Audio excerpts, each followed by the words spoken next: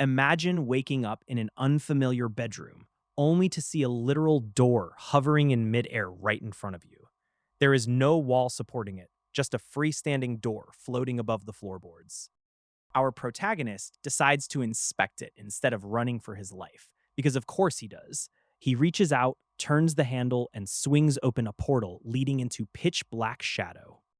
Stepping across the threshold, he finds himself crawling inside a gloomy, blood-stained hallway that shouldn't physically fit in his room.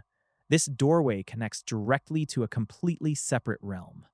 Heavy clacking echoes through the dark before a massive, red, skeletal spider monster with glowing green eyes creeps up behind him. It rears up and lets out a deafening roar. Panicking instantly, he scrambles back, slams the door shut, and bids the monster a polite farewell. The moment the latch clicks, the door vanishes into thin air, leaving him gasping on the floor. Just as he catches his breath, a mysterious voice speaks directly inside his head. It congratulates him on awakening a unique system power called Link Realms. Following the voice's instructions, he reaches into his backpack and pulls out a strange golden artifact. The telepathic voice explains that this was a cursed idol designed to destroy the soul of its owner.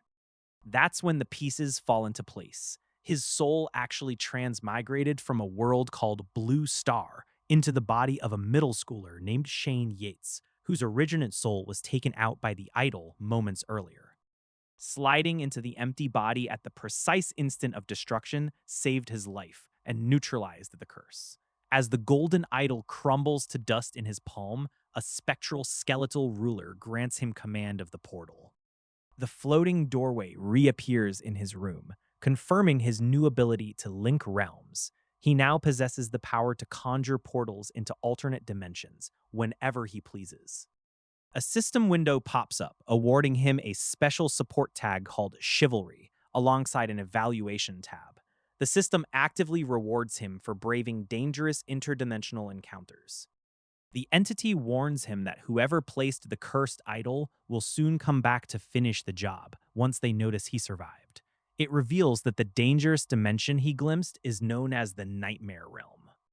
The voice explains it is trapped deep inside the Nightmare Realm and needs Shane to grow strong enough to free it. Before Shane can ask for details, the entity's presence fades away. Knowing an enemy wants him gone, Shane checks his memories but finds no trace of who targeted the previous owner. To survive, he decides his best option is to head back inside and try negotiating with the beast. Equipping his new Chivalry tag for extra support, Shane turns the door handle and steps back into the Dark Realm, determined to turn a monster into an ally.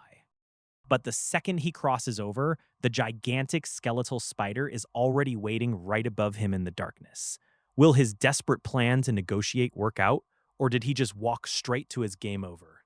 Shane steps back into the lightless Nightmare Realm, activating his new Chivalry tag to test his combat edge. But lurking in the dark is the exact same glowing-eyed skeletal titan. Shane tries to start with polite conversation, but the monstrous skeleton has zero interest in chatting. It immediately swings a massive bone limb to smash him. Dodging the blow by inches, Shane leaps backward through his floating door and slams it shut. Safe in his room, he catches his breath while the doorway rattles. Checking his evaluation tab, Shane learns he cannot endlessly farm tags without taking real risks. Worse, whoever targeted the original body could return to finish the job. Since brute force is out, Shane decides to rely on his sales expertise from his past life. He cracks open the gateway just enough to initiate a business pitch. The monster crashes against the doorway, but Shane holds his ground at the threshold. As long as he controls the portal, the beast can never actually catch him. Observing the Titan closely, Shane points out its severely damaged body, including fractured ribs and missing bone structure. He offers a solution tailored specifically for a giant skeleton. Shane pulls out his phone, offering to source dietary calcium supplements to rebuild its damaged framework. In exchange, he demands a formal pact. Intrigued by the idea of restoring its missing strength, the creature stops attacking. The pitch works better than Shane could have hoped. Purple lightning crackles through the air as an ethereal contract manifests out of thin air between both realms. Shane reads through the details sent by the underworld field collector. The terms dictate a fair and equal exchange, ensuring he stays in control. Without hesitation, Shane writes his name onto the glowing document, using pure energy to finalize the deal. A massive surge of power washes over Shane as the contract completes, granting him prestige and a permanent pact with an underworld entity. Back in the real world, Shane enjoys a quiet moment with his new parents. Having been an orphan in his past life, warm family care feels completely unreal. The peaceful atmosphere shatters when the doorbell rings. Officers from the East City Police Department arrive, asking to discuss the recent incident involving Shane Yates. While the authorities try to make sense of what happened at the hospital, they write off the whole incident as an unavoidable tragedy. Little do they know, the original Shane Yates was already wiped out by a cursed idol before our protagonist even took over his body. To the public, it looks like a freak monster attack, but Shane knows better. A dark spirit was summoned with the sole purpose of ending his life, and whoever sent it is definitely coming back to finish what they started. A young police officer steps up to speak with Shane, trying to reassure him that everything is under control and that no more harm will come his way. Shane notices the 3 stars on the man's badge, marking him as a high-ranking officer at a surprisingly young age. Despite the officer's comforting words, Shane can tell the department is well aware of their own limits. When high-level evil spirits are involved, ordinary law enforcement usually steps back and lets the higher-ups handle the cover-up. Deep down, the police know they cannot protect an ordinary middle school kid from a dark threat of this magnitude. Shane realizes he is completely on his own if another cursed creature decides to pay him a visit. Just before leaving, the young officer turns back and hands Shane a personal contact card. He tells the boy to call him directly if anything suspicious happens, breaking official protocol just to lend a hand. Shane glances at the name on the card, Captain Leo Fletcher. It seems not every officer in the city is completely incompetent or looking the other way. Back inside his room, Shane sits in silence as reality sets in. Now that the person behind the attack realizes Shane survived, they will not hesitate to strike again, and next time, his family could be caught in the crossfire. Relying on the police is a losing strategy, so there is only one choice left. He needs to gain power immediately, and the only place to get it is right behind the floating portal. Shane summons the dimensional door into his bedroom once again and steps right back into the lightless nightmare realm. The massive skeletal spider creature is waiting for him in the shadows, ready for its promised trade. Shane pulls out a bag packed full of calcium supplements, offering the towering behemoth exactly what its giant bones crave. Seeing the calcium tonic, the colossal skeleton reaches out with its massive bony claw to seal the deal. In exchange, the creature hands over a glowing green crystal, a relic left behind by an enemy soldier from an ancient war. Shane touches the crystal, feeling intense magical energy surge through his body. The system immediately triggers an alert, rewarding him with an elven skill technique known as the Moonlit Deer Stride. With his new movement ability unlocked, Shane finally has a reliable self-defense option to dodge incoming threats. While the skeletal monster happily guzzles down its bone-strengthening snacks, Shane steps back through the door into his bedroom. Opening his evaluation tab, he confirms that his overall agility stats have spiked significantly. But his celebration is cut short when a dark figure appears upside down right outside his high-rise window, grinning creepily through the glass. The culprit who sent the cursed idol has already found him, and they are ready to put his new skills to the ultimate test. The masked intruder lunges forward with blades drawn, forcing Shane onto the back foot immediately. He barely dodges the initial strike, but the attacker isn't slowing down. Shane tries calling on his newly acquired chivalry tag to turn the tide. He desperately needs an edge before this guy finishes what he started. The system drops a harsh reality check. His tag is bottom tier and completely unreliable in a real combat scenario. When the intruder draws a firearm, Shane realizes his current stats won't let him dodge incoming fire. Standing his ground means game over. Thinking fast, Shane burns the chivalry tag entirely to convert it into raw attribute points. If a passive buff won't save him, raw speed will. He dumps every point straight into agility. Instantly, his movement skill, Moonlit Deer Stride, leaps to its next form. Bright green light swirls around his legs as a massive surge of speed kicks in. Suddenly, the attacker's moves look like they're crawling. Instead of running away, Shane triggers Link Realms and opens a dimensional door right in the middle of the room. The intruder assumes it's a secret escape passage and recklessly charges right through the threshold after him. Big mistake. That portal leads straight into the pitch-black void of the Nightmare Realm. Before the attacker can even react, the giant skeletal spider monster lunges from the dark and snaps him out of existence. Shane slams the portal shut from his side and collapses against the wall. That was entirely too close, but the threat is taken out. Because the monster received a meal, the system triggers an equivalent exchange contract. 2 shiny rewards drop straight into Shane's hands. He scores 2 green rank items, the Pale Shadow Crown and the Silver Star Emblem, both high-tier elven gear. Shane tries on the crown to test its shadow magic. In a flash of light, his physical form transforms into a flawless elven disguise. Just as he admires his new look, a sudden knock echoes at his apartment door, asking if Shane Yates is home. Just as Shane is processing everything that happened, his bedroom door bursts open to reveal a frantic boy named Howie Cook. Howie is the original Shane's close friend, and he immediately drops to his knees with tears streaming down his face. Howie grabs Shane in a dramatic, tearful hug, blaming himself for letting Shane get caught up in such a terrifying ordeal. Shane awkwardly comforts him, realizing Howie has no clue a completely different soul now occupies his friend's body. Shane's mother steps into the room and explains that his father went to beg his estranged, wealthy grandfather for expensive restorative tonics. It took immense humility and effort for his parents to secure help, proving how much they adore their son. Howie brings up the upcoming high school entrance examinations, reminding Shane that he missed the first test while unconscious. In this world, physical strength and agility are evaluated right alongside standard academic subjects.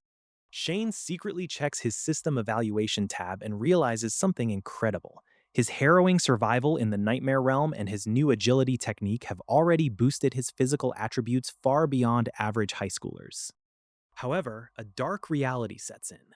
Whoever sent that cursed idol is still out there, and stepping out into the open to take exams might expose him to whoever wants him taken out permanently. When Shane gently suggests skipping the exams, his mother hugs him tightly and tells him his health and safety matter more than any school. Her selfless love strikes a deep chord inside a guy who came from a cold, lonely past life. Memories of the original boy's life flood Shane's mind. The real Shane Yates did not make it through that dark curse, but these parents poured their hearts out to bring back the child they love. Shane resolves that he will not let this family's sacrifices be in vain. He puts on a bright grin, promises his mom he will conquer these exams, and cheerfully asks for a massive late-night meal. The next morning, Shane arrives on campus and flips through his course materials.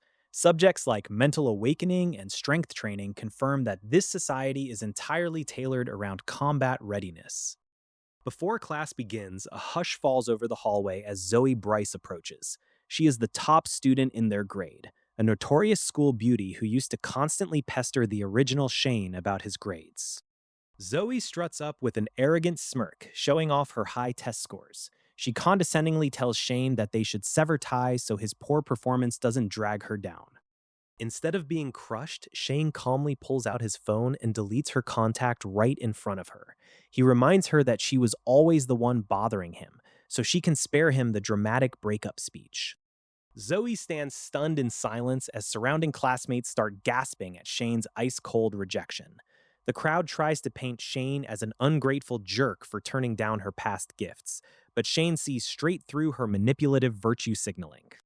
Shane announces to the entire crowd that accepting gifts never meant accepting her, offering to pay back every single cent she spent just to cut her out of his life completely. Leaving the school beauty crying in disbelief, Shane walks away to crush the exams, oblivious to the bigger danger waiting just around the corner.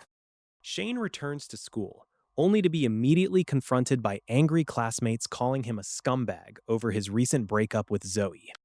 Gunn, the class heavyweight, steps up to corner Shane and demands he apologize to Zoe right then and there. Uninterested in teenager drama, Shane gives a quick, sarcastic apology just to wrap things up and walk away. The crowd is stunned by how easily he gave in, making Gunn look like an unnecessary bully in front of everyone. Humiliated, Gunn loses his temper and throws a heavy strike to teach Shane a physical lesson. Shane triggers Moonlit Deer Stride, effortlessly weaving around the attack with incredible movement speed. The onlookers watch in utter disbelief as Shane avoids the heavy blow without breaking a sweat. When assembly is called, Shane ignores Gunn's parting threats and excuses himself to head toward the restrooms. Shane walks down the quiet hallway, completely unaware that a dark assassin carrying a shadowy blade is trailing right behind him. The masked stalker sneaks into the room to take Shane out, only to find the area totally deserted. Over in the Nightmare Realm, a blonde elf warrior inspects the remains left behind near the fallen skeletal beast. She picks up a dropped firearm from the floor, securing it as a new weapon for self-defense. Suddenly, the mysterious telepathic voice calls out to her, opening a glowing energy rift and handing over an unexpected token before pulling her through. Deep in a glowing forest, Shane wakes up inside a brand new body with no idea how he got there. He checks his gear and finds a mysterious dagger gifted by that ominous voice. Suddenly, rustling bushes put him on edge. A squad of fantasy fighters bursts onto the scene, mistaking him for one of their own. The leader grills him about being late to the mission. Shane plays along seamlessly, adopting the identity of Farron to blend in with these suspicious troops. They march through the woods wearing pale shadow crown symbols. Farron's squadmates are eager for combat and loot, entirely unaware of who they are dealing with. Tensions flare as the squad bickers over their undead disguises and dangerous mission objectives. Farron keeps his head down, letting them argue amongst themselves. The group moves at a brutal pace through the dark terrain. Farron has to push his physical limits just to keep up with the unnatural speed of his undead companions. They finally reach the entrance to an elven village, heavily guarded and strictly off-limits. Farron's crew plans an undercover infiltration under the cover of night. Doubts creep in as they realize the sheer scale of the danger. Backing out is no longer an option when blades are drawn and bloodlust takes over. They discuss the grim reality of assassination inside enemy territory. It feels less like a military operation and more like a high-stakes suicide mission. Sneaking past the outer perimeter, the team slips deeper into the shadows of the settlement. The atmosphere grows heavy with suspense as they approach the heart of the village. They encounter locals along the corridors, maintaining their cover with icy precision. Farron navigates the labyrinthine halls while keeping his true intentions hidden. Whispers of escaping conflict echo through the stone walls. Farron slips away down a quiet corridor, leaving his bickering comrades behind. He enters a secluded chamber illuminated by stained glass. A towering figure waits inside, shrouded in dark majesty and holding an ancient book. The mysterious leader turns around to greet the frontline soldier. An intense aura fills the room as their eyes meet in the dim light. Magical energy erupts around them in a violent display of system power. Floating text manifests in the air, revealing staggering titles and terrifying power levels. Theron grins, realizing the sheer magnitude of the entity standing before him. This assassination attempt was just the beginning of a much grander game. Shane Yates infiltrates an elf village disguised through sheer trickery, blending right in with the local crowd. The elves are throwing a grand banquet to celebrate their brave soldiers returning from the front lines. As the feast gets underway, Shane scans the room looking for his target. He needs to figure out an escape route before anyone realizes an outsider has crashed the party. An elf maiden approaches him with a polite request to dance. Shane plays along smoothly, keeping his cool while his brain races for a distraction. They spin across the floor together while Shane weighs his options. He has to orchestrate a diversion fast if he wants to slip away unnoticed. His dance partner tries to make conversation about the brutal war on the front lines. Shane deflects with smooth charm, hiding his true intentions behind a polite smile. Deciding to put on a show, Shane announces he will perform a magical trick for everyone. The elves gather around, completely unaware they are falling right into his trap. Stepping into the spotlight, Shane prepares to demonstrate his unique brand of illusion. The crowd watches eagerly. fascinated by the visiting soldier's confidence.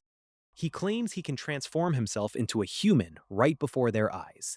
The elves murmur with curiosity, never expecting a genuine shapeshifter is standing among them. With a flash of shadowy magic, Shane drops his disguise and reverts to his true form. The surrounding elves gasp in utter shock as they realize they've been tricked. Before anyone can react, Shane tosses off his crown and commands his hidden forces to strike.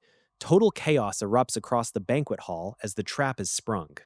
Hordes of shadowy undead flood the room, plunging the village into a state of full alert. The elves scramble for their weapons as the tables turn into a war zone. Shane opens a dimensional door and bids his former dance partner a sarcastic farewell. He slips back through the portal, leaving the elves to deal with the disaster he orchestrated. The elf guards rush forward to capture the intruders, but shadowy vines bind them tightly in place. High-level shadow magic from the dark abyss locks them down completely. An elfin commander surveys the aftermath, realizing the depth of the enemy's infiltration. These spies manage to gather crucial village data, proving the threat is far worse than they imagined. Shane materializes right in the middle of a literal monster den, gasping for air as the environmental pressure tries to crush him. He immediately starts complaining about the lack of safety protocols, because standing right in front of a giant skeletal entity is apparently just another Tuesday. The massive skeleton demands to know how a mere human survived its deadly trap, but Shane isn't about to let an oversized pile of bones talk down to him. Instead of cowering, he fires back with pure sarcasm, telling the ancient beast that insulting his character is crossing a line. Realizing negotiations are going nowhere, Shane decides to play hardball and demands proper compensation for his near-ending experience. The skeleton tries to justify the ambush as a standard alliance ritual, handing over a glowing artifact as an apology gift to smooth things over. A portal opens up to bestow a legacy nightmare crystal, an ultra-rare drop meant to awaken dormant talents. The skeleton explains the rules of the exchange, but Shane is mostly focused on securing as much loot as humanly possible before the meeting ends. With the transaction complete, swirling purple energy erupts around the chamber as the system processes the transfer. The skeleton watches closely, half impressed by the human's sheer audacity in a realm where most visitors usually don't last 5 minutes. Two floating lights appear before him, offering a choice between ancient legacy talents that will fundamentally alter his capabilities. Shane evaluates the options, knowing that picking the wrong power here could easily result in an early game over. The system descriptions spell out the grim mechanics behind each path, detailing how undead resurrection works in this brutal world. Shane reads through the fine print, looking for the tactical edge that will help him track down whoever sent that cursed idol his way. Without hesitation, he reaches out and grabs the crystal for dark whispers, embracing the eerie power surging into his hands. Green magical energy flares up around him, signaling a successful awakening that rattles even the skeleton standing nearby. A brief back and forth reveals crucial intel about the original target of the assassination attempt, clearing up why someone wanted him gone. The skeleton drops names and background details about elf priests and high-ranking targets, giving Shane a concrete thread to pull. Time's up in the Nightmare Realm, and Shane makes a swift exit back through the door before the local security decides to get hostile. The heavy wooden door clicks shut behind him, leaving the skeletal forces to ponder the strange human who just raided their archives. Back in the safety of his room, the system pops open an evaluation screen, detailing his newly acquired green-ranked gear and perks. A green tag lights up with useful stats, proving that his trip into the abyss was entirely worth the psychological terror. Examining a stylish green bracelet looted from Lanmi, Shane tallies up his inventory: a short sword, an evaluation tag, and a handgun. It is quite a haul for a middle schooler just trying to survive the week without getting ambushed again. Shane Yates steps up to the agility exam like he owns the place. While the other kids struggle to dodge the automated paintball guns, Shane moves with effortless grace. It is almost insulting how easy he makes it look. Poor Howie takes a direct hit right to the face, earning himself a one-way ticket to failure. Shane casually jogs through the gauntlet, leaving his classmates in the dust. The examiners watch from above, thoroughly impressed by his bizarrely advanced reflexes. The supervisor notes that Shane's physical stats are off the charts for a middle schooler. Between surviving an otherworldly encounter and dodging paintballs, his combat instincts are sharpening fast. Next up is the mental energy assessment, but Shane is already acing everything in sight. Back in the classroom, the crushing headache of two merged lives hits Shane out of nowhere. Trying to digest native history and science while dealing with Blue Star memories is absolute torture. His brain feels like it is short circuiting under the weight of a dual existence. Peace never lasts long for a guy marked by dark entities. A foot crashes onto his desk, courtesy of some local bullies looking to pick a fight. They think Shane is an easy target just because he missed the previous exam. Shane remains entirely unbothered by their posturing. He knows his strength has already climbed past normal human limits. The bullies assume they hold all the cards, completely unaware they are barking up the wrong tree. A glowing notification flashes across his vision. The insider tag is activated. Shane realizes he can freely distribute his attribute points on the fly. He immediately dumps 4 points straight into strength, turning himself into a localized human freight train. The bullies try to corner him for a coordinated beatdown. Instead of cowering, Shane cracks his knuckles and prepares to teach them a brutal lesson. The system has turned him into a monster in human skin, and these kids are about to find out. Shane Yates tests out his newfound system stats with a little casual intimidation. A single slap sends his tormentor flying, proving that a high strength attribute completely changes the game. The system breaks down the raw physics of his upgrade, showing that his punches pack enough force to surpass standard human limits. It is not just brute strength anymore, it is a fundamental shift in his physical biology. The bullies quickly realize they picked the wrong target as Shane corners them in the hallway. Begging for forgiveness comes naturally to them now that the tables have completely turned. Instead of accepting apologies, Shane decides to deliver a definitive lesson. A flurry of brutal strikes leaves his tormentors crashing into the floor in a heap of pure regret. A teacher rushes in to stop the chaos, only to find an absolute massacre of bullies sprawled across the classroom. Shane calmly flips the script and claims they were the ones harassing him. Watching classmates whisper in disbelief as Shane plays the victim to perfection. Nobody expected the school punching bag to suddenly turn into an unstoppable force. Zoe Bryce watches the unfolding drama from her phone, reflecting on past choices and promises made. The dynamic between them has shifted irrevocably, leaving her questioning everything. Medical staff wheel the battered bullies out on stretchers while onlookers stare in utter shock.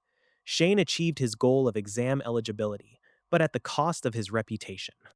Shane wears a chillingly calm expression as he is wheeled past Zoe on a stretcher. His intense eye contact sends a silent, terrifying message that leaves her frozen in fear. As they pass each other, one of the defeated bullies glares with murderous intent, whispering silent threats of vengeance. Shane simply stares right back without a shred of fear. Zoe panics as the chaotic scene unfolds right in front of her school gates. Realizing things have gone way too far, she desperately reaches for her phone. Zoe dials the authorities in a panic, convinced that Shane has completely lost his mind. She reports him for the brutal hallway beatdown, desperate to restore order. Faculty members try to shut down the student gossip and restore order before things escalate further. But faculty intervention might not be enough to stop what is coming next. Shane Yates finds himself surrounded by school officials and police officers, reviewing footage of a recent altercation.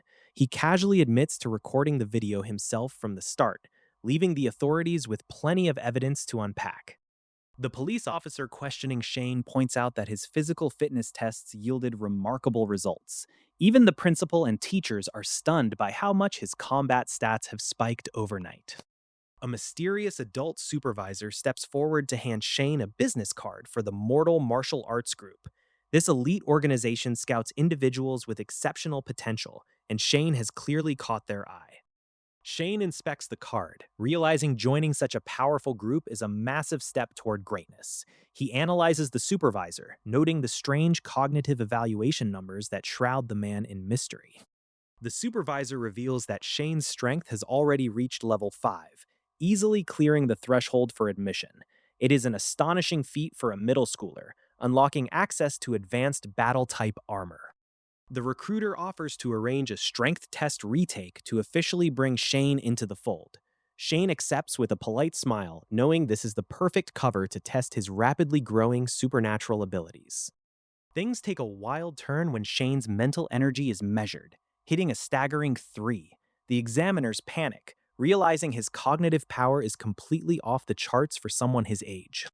With a flick of his wrist and a surge of invisible force, Shane casually lifts a heavy chair using only his mind. The terrifying display of telekinesis forces everyone in the room to take a cautious step back. Shane Yates finds himself face to face with a mysterious visitor who claims to know all about his hidden potential. The stranger praises Shane's unexpected strength and offers him a deal that sounds way too good to be true. The visitor lays out his pitch, explaining that once he wandered into the world, the heavy hitters took notice of his raw talent. He wants Shane to join his faction and tap into a grander destiny. Shane refuses to be pushed around by some creepy recruiter flashing a shady smile. But the recruiter proves his point instantly by locking Shane completely in place with a terrifying mental technique. Refusing to stay pinned down, Shane shifts his attribute points on the fly to gain a sudden surge of strength. He breaks through the invisible binds with a furious burst of energy. Just as Shane tries to make his move, he realizes he is still paralyzed by an advanced suppression spell. The mysterious man casually pulls out a firearm to demonstrate just how outmatched Shane really is. A gunshot rings out, but Shane manages to deploy a defensive spell just in time to block the attack. The elite group's secret techniques prove to be overwhelmingly powerful against a novice. The visitor drops some heavy exposition about the elite families who secretly control the system and its hidden dungeons. Ordinary people can never hope to pass the elite entrance exams monopolized by these bloodlines. If Shane joins their faction, they promise to hand over divine knowledge, rare artifacts, and direct entry into top-tier academies. It is an offer backed by overwhelming wealth and ancient power. Realizing that this world runs entirely on raw strength and pragmatic choices, Shane weighs his options carefully. He decides to play along and accept the invitation for now. To seal the pact, Shane has to input his fingerprint onto a specialized contract device. In a world where civilization relies on the strong, signing away a bit of independence is just the price of survival. With the contract officially signed and his guardians informed, the mysterious recruiter vanishes into thin air with incredible speed. Shane is left standing alone, realizing just how dangerous his new allies really are. Before Shane even has time to process the massive deal he just made, his phone starts ringing from an unknown number. He answers the call, expecting another troublesome caller, but what he hears next changes everything. Shane Yates finds himself sitting right across from Captain Fletcher in a brightly lit police station. The captain is staring at digital evidence that suggests Shane was doing something very unnatural near the hospital rooftop. Fletcher zooms in on a photo from the incident. The screen shows Shane surrounded by a bizarre, crackling green aura that no normal teenager should be able to generate. The cursed idol might have crumbled to ash, leaving the trail cold, but Fletcher isn't buying any innocent teenager act. Shane quickly realizes he is walking through a minefield of suspicion. Captain Fletcher tests him, watching closely for any sign of deception or lingering panic. Shane keeps his cool, offering nothing that could give away his otherworldly secrets. He knows he needs a distraction, and fast. If he can create even a minor disturbance, he might slip right through their fingers. Silently invoking his system interface, Shane dumps his attribute points straight into agility. A surge of green energy wraps around his frame as his speed stats skyrocket. Suddenly, the office phone starts ringing loudly. Captain Fletcher turns away to answer the call, completely breaking his intense focus on Shane. Fletcher picks up the receiver, expecting a normal update. Instead, an ominous voice crackles through the line with a chilling pronouncement. A hostile spell targets the captain directly, bypassing standard police security and bringing the threat right inside the building. Chaos erupts as the station's emergency systems flare to life. Red lights flash across the room, announcing an immediate breach. Shane Yates is pulled right back into the supernatural chaos, realizing the mysterious man in the sunglasses from the photograph has already made his move. Waking up inside the eerie confines of an office, Shane finds himself surrounded by dark whispers and an unexpected presence. A familiar voice echoes from a locker nearby, revealing that someone managed to slip back into their body just in time. Shane opens the locker to find Captain Fletcher, who has unfortunately been taken out and left in a grim state. The tragic scene makes it clear that the police station was targeted by a specialized force designed to eliminate anyone standing in their way. The cursed idol was merely a diversion to cover up the killer's real objective of neutralizing the police force. Looking out over the city, Shane learns about the terrifying anomalies, other realms bleeding into theirs and causing massive catastrophes. Millions of lives hang in the balance, and what ordinary people dismiss as a mere earthquake is actually the terrifying footprint of another dimension. With the killer potentially returning to finish the job, Shane receives urgent instructions on how to navigate the memory safely. The sheer danger of the situation explains why the other officers were so reluctant to get involved in Shane's case. Realizing his current strength is nowhere near enough to exact revenge for Captain Fletcher, Shane makes a silent promise to grow stronger. He resolves to take whatever power he can get to survive this brutal new world. Suddenly, an ominous knock interrupts his thoughts as an unexpected visitor calls out his name from the other side of the door. The authorities swarm the facility, entirely unaware of what they have just walked into. Police officers secure the corridors while investigating the sudden disruption in the building. Captain Fletcher is already gone, taken out in the chaos. The remaining officers chatter nervously, trying to make sense of the empty room and the body that vanished. An officer mutters about the kid's supposed arrogance, completely misreading the threat. Down in the control center, the central cognitive system finishes its environmental sweep. Shane slips through the shadows, realizing he is dealing with organized accomplices. He debates diving into the nightmare realm for safety, but knows he cannot let these threats roam free. Moving fast, he sprints toward the third floor to finish his objective. He mutters to himself about his upcoming school entrance exam, proving he has entirely too much on his plate. Stopping at a terminal, Shane desperately scribbles the system password onto the wall. Time is running out, and he needs to unlock the system before anyone catches him. Suddenly, a hostile officer bursts into the space, swinging hard with lethal intent. Shane barely dodges the strike as heavy steel crashes into the floor right beside him. Shane blocks the onslaught, his talent ability absorbing the kinetic shockwaves. The sheer force cracks the surrounding architecture, but his mysterious powers hold strong. The impact knocks Shane sprawling to the ground under a blunt dismissal. The officer presses the assault, closing in with a razor-sharp blade ready to take him out. With the blade inches away, Shane frantically summons a dimensional door right in the nick of time.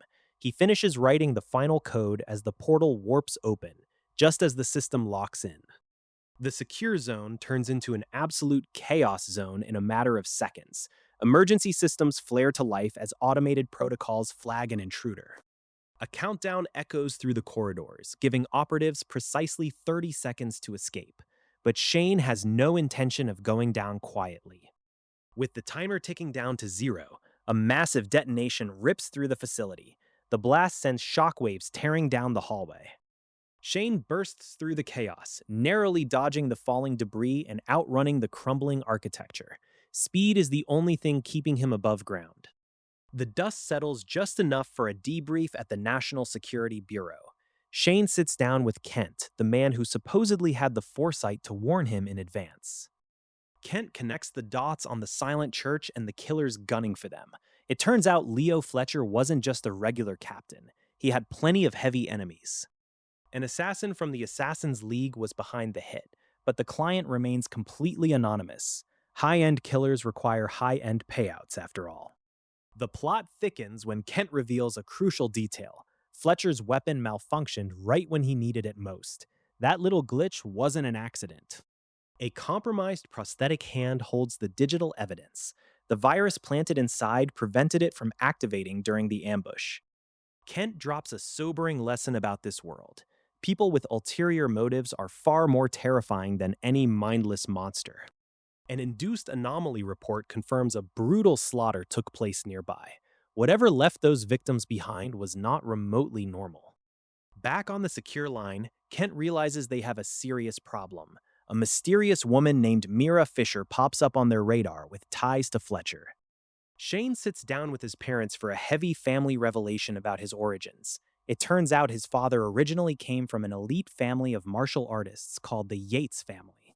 His grandfather wants Shane to return to the main family fold and claim his birthright, but his parents leave the ultimate decision entirely in his capable hands.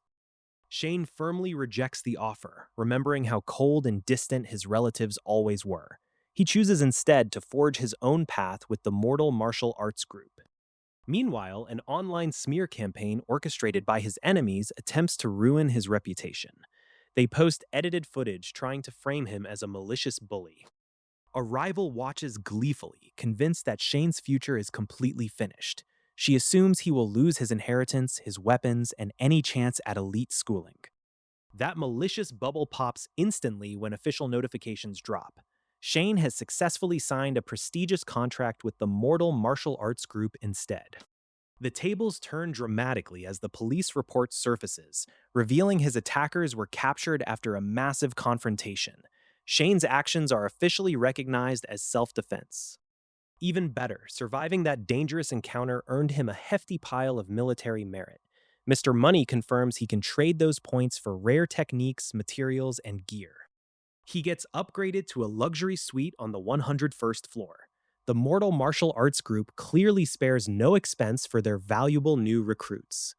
His new room is meticulously customized with all his favorite things, including merchandise of his favorite celebrity, Jade Lin. Looking out over the breathtaking city skyline at sunset, Shane knows he has leveled up his life. But comfort is a trap. Shane Yates steps through a dimensional door into the Nightmare Realm, arriving right above a battlefield crawling with giant red skeletal horrors. Down below, one of the massive skeletal bosses is crying out for backup as its forces get overwhelmed by enemy troops. The giant skeleton begs Shane for healing potions, but Shane is strictly here for business and loot. Turns out, waiting around for hours actually paid off because the boss is completely spent and out of options. Shane drags out a giant calcium tank he spent a fortune on, preparing to dunk the battered skeleton into a restorative bath. Before they can finish setting up their little spa session, opposing human and elf forces crash the area with a massive explosion. Shane barely dodges the chaos, annoyed that his potential Golden Goose boss almost got blown up before he could loot anything. The giant skeleton agrees to help Shane navigate this dangerous realm in exchange for saving its skin. Shane starts looting armor pieces off fallen combatants like a total scavenger to upgrade his own gear. He pieces together a makeshift undead outfit, complete with a creepy skull mask that hides his living scent. Looking like an absolute terror in his new armor, Shane practices his best undead walk to blend in with the local monsters. With the disguise ready, Shane steals his nerves and steps right back into the danger zone. Shane Yates drops straight into the Nightmare Realm, stepping out into a landscape that has been thoroughly wiped out. He reflects on his last loot run, noting that this desolate territory belongs strictly to the elves now. He spots a lone skeletal warrior lurking in the ruins and casually decides it is time to hunt. With his abilities, even stray monsters in this domain are nothing more than walking experience points. Before Shane can make his move, a squad of heavily armored human soldiers stumbles onto the scene.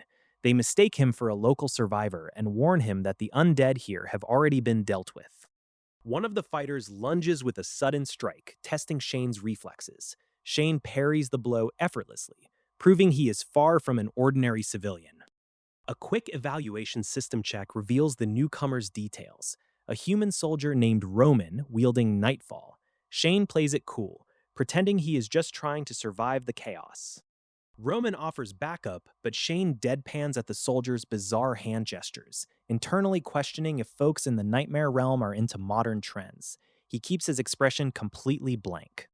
Roman hands over a single soldier combat pack as a peace offering.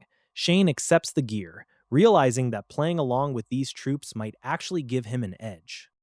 Suddenly, the heavy sound of hooves cuts through the area as a commanding officer arrives. The troops make way for Baron Warren, who looks furious.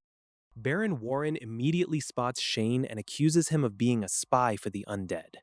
The tension spikes as the guards draw their weapons, ready to take Shane out on the spot. The Baron barks demands, threatening harsh punishment if Shane refuses to spill his secrets. Shane stays unbothered, staring down the angry commander with absolute indifference. Instead of cowering, Shane summons his door ability right in front of them and vanishes. The soldiers swing wildly at empty air, leaving the Baron utterly baffled. The Baron slashes his weapon through the exact spot where Shane stood, but hits nothing. He demands to know where the scout went, completely losing his temper. Roman steps in to smooth things over, noting that Warren's aggressive approach always backfires. Meanwhile, the troops whisper about anonymous assassins operating in the shadows of this war. Warren storms off on his horse, fuming over the mysterious scout who slipped right through his fingers. He vows to hunt down that helmeted nuisance if they ever cross paths again. Back safely in his bedroom, Shane drops the loot he secured from the run onto the floor. He reflects on the chaotic encounter with the human army, knowing that Baron Warren will not forget him anytime soon. Shane breaks down the ridiculous hidden criteria needed to unlock a special evaluation tag. Walking this tightrope means risking everything for a fraction of an edge in power. He weighs the system prompts carefully, pondering how to trigger that elusive insider status again. Miss this chance, and the hidden ability slips away for good. A sudden ping interrupts his training regime. A visitor is waiting at reception, and she claims to be a family member of Leo Fletcher. Shane heads down to the reception room, wondering what ripples this meeting will cause for the Fletcher family. He steps outside to find a purple-haired visitor standing under the night sky. The visitor introduces herself as Maria Fletcher, Leo Fletcher's younger sister. Her aura flares with intense energy as she asks Shane about her brother's final moments. Shane spots something extraordinary shining around her. A tag.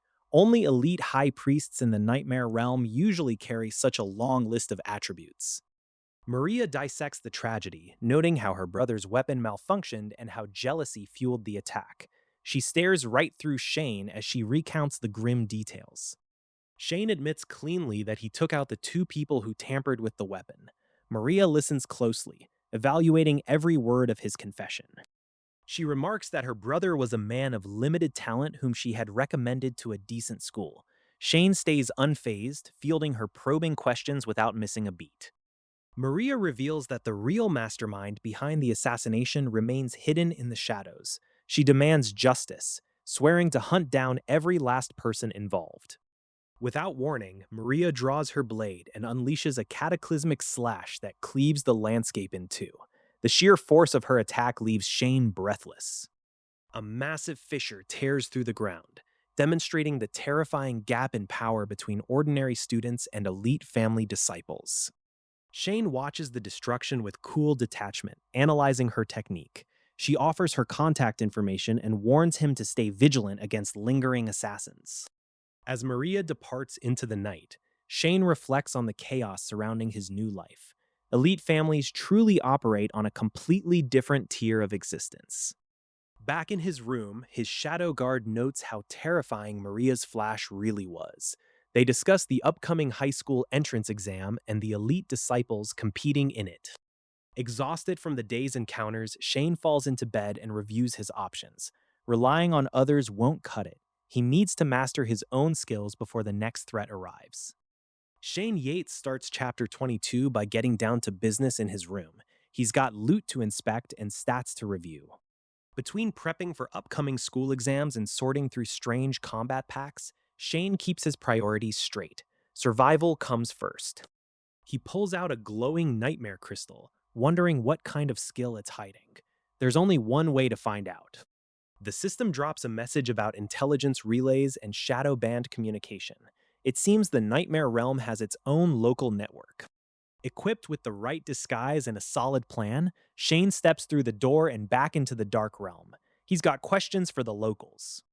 The night sky looms over a grim landscape of bones and ash. Shane navigates the ruined terrain under the cover of his undead gear. Wounded soldiers and massive skeletal remains litter the battlefield. Shane blends in, careful not to draw the wrong kind of attention. He uses his new abilities to question the fallen, searching for clues about a very specific face mask. Interrogating restless spirits yields the same frustrating answer. Nobody has seen the face mask he's looking for. Suddenly, a feral presence enters the mix. A werewolf is prowling the wreckage, sniffing out clues of its own. Shane watches the beast from the shadows, realizing he isn't the only one hunting for answers in this wasteland.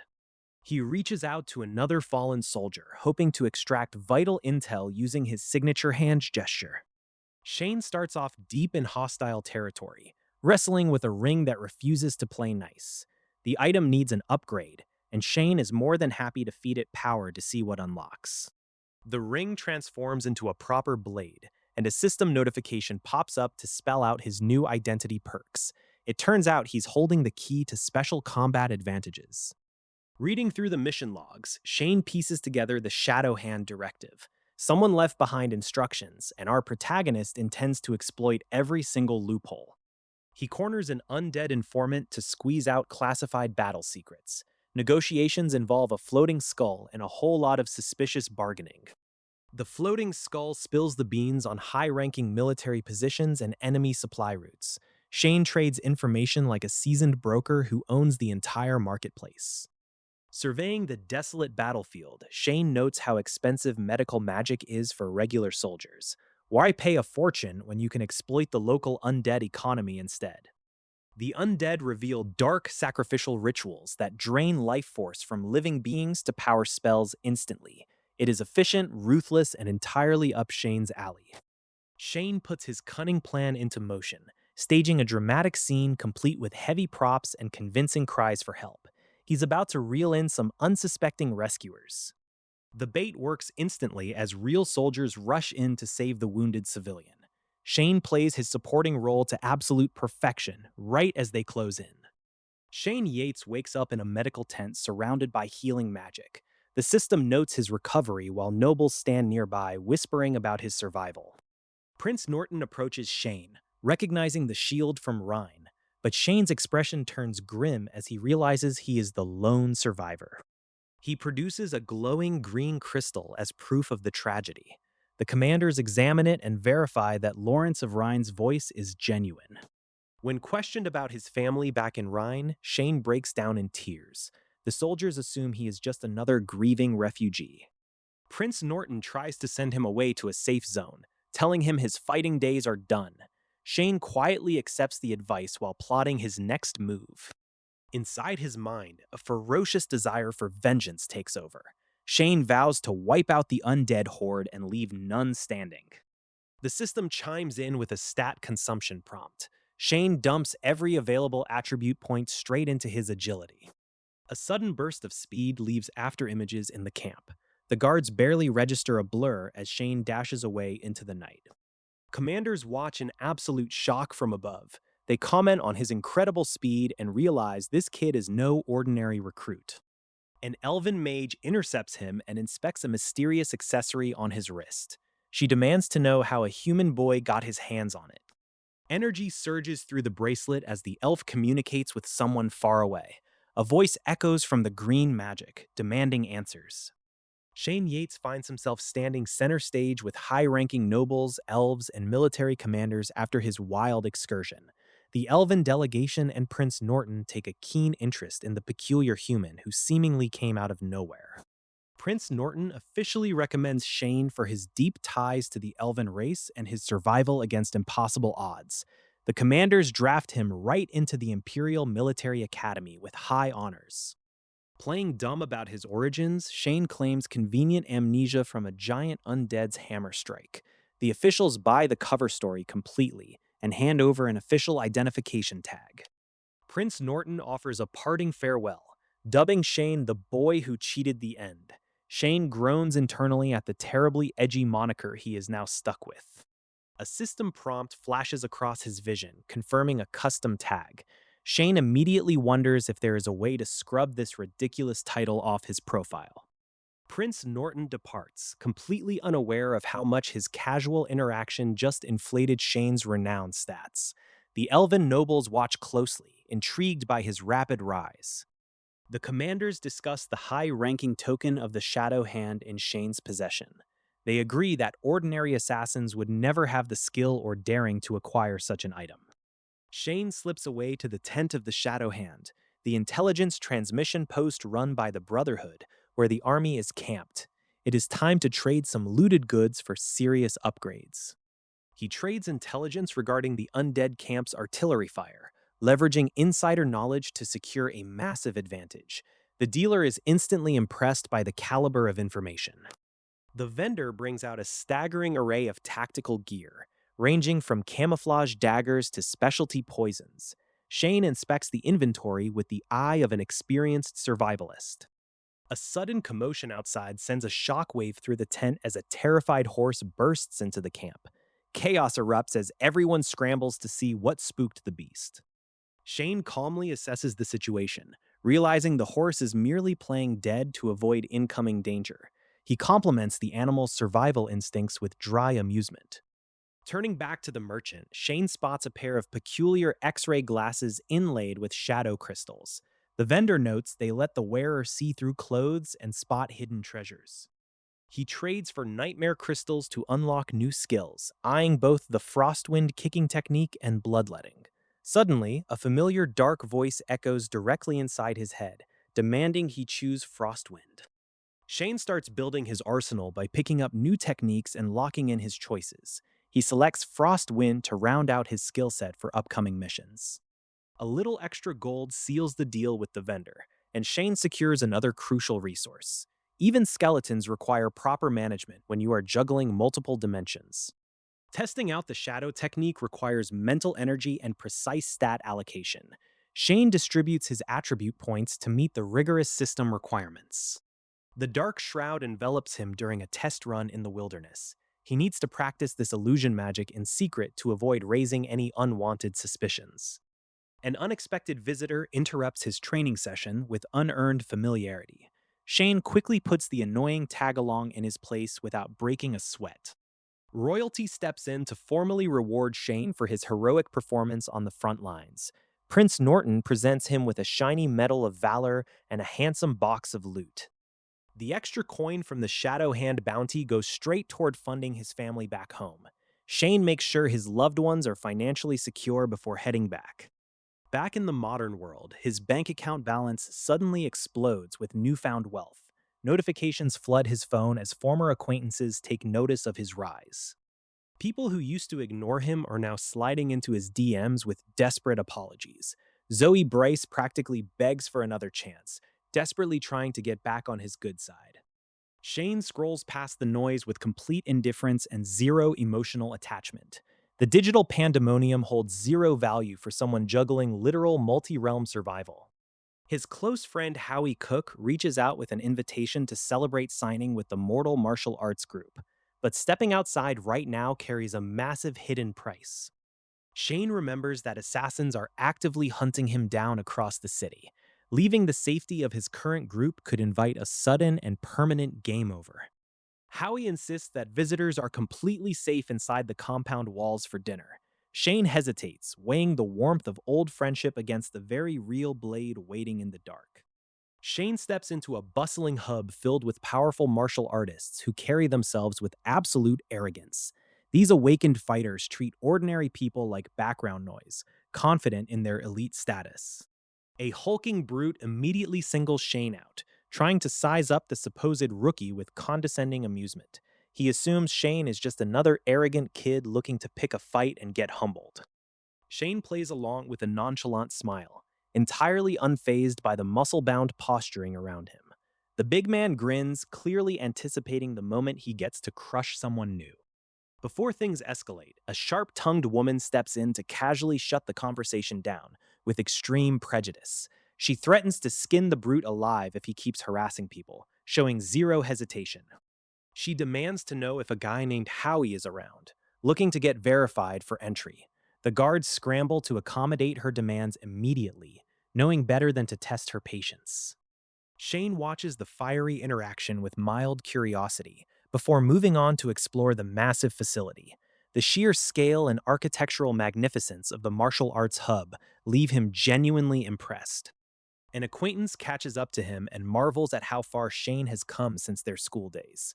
They head toward the cafeteria, discussing how anyone wanting to join the martial arts group can now visit any time. They reach the 10th floor and take in the bustling atmosphere of the upper levels.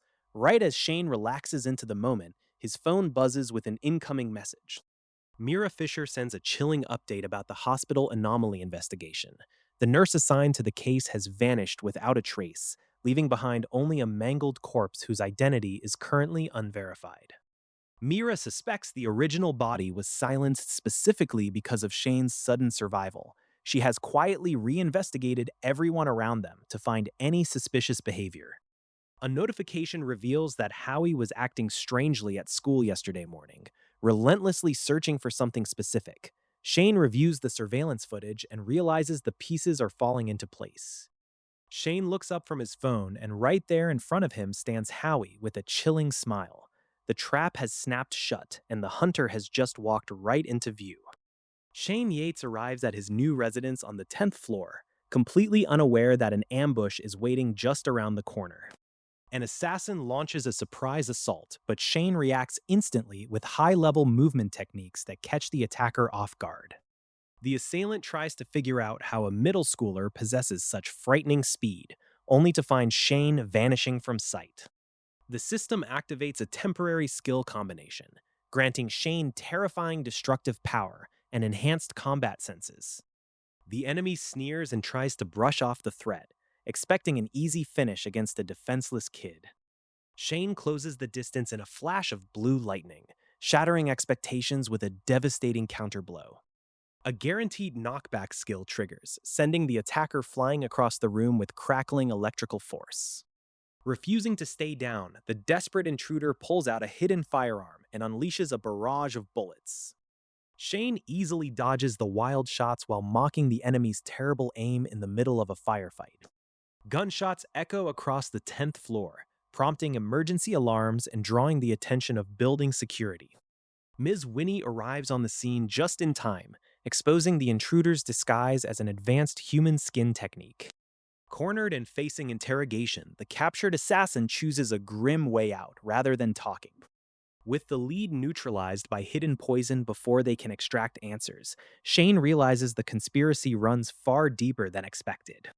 Shane investigates the morgue where a fallen operative has been brought in. The investigators have no idea who the intruder was or how he was taken out.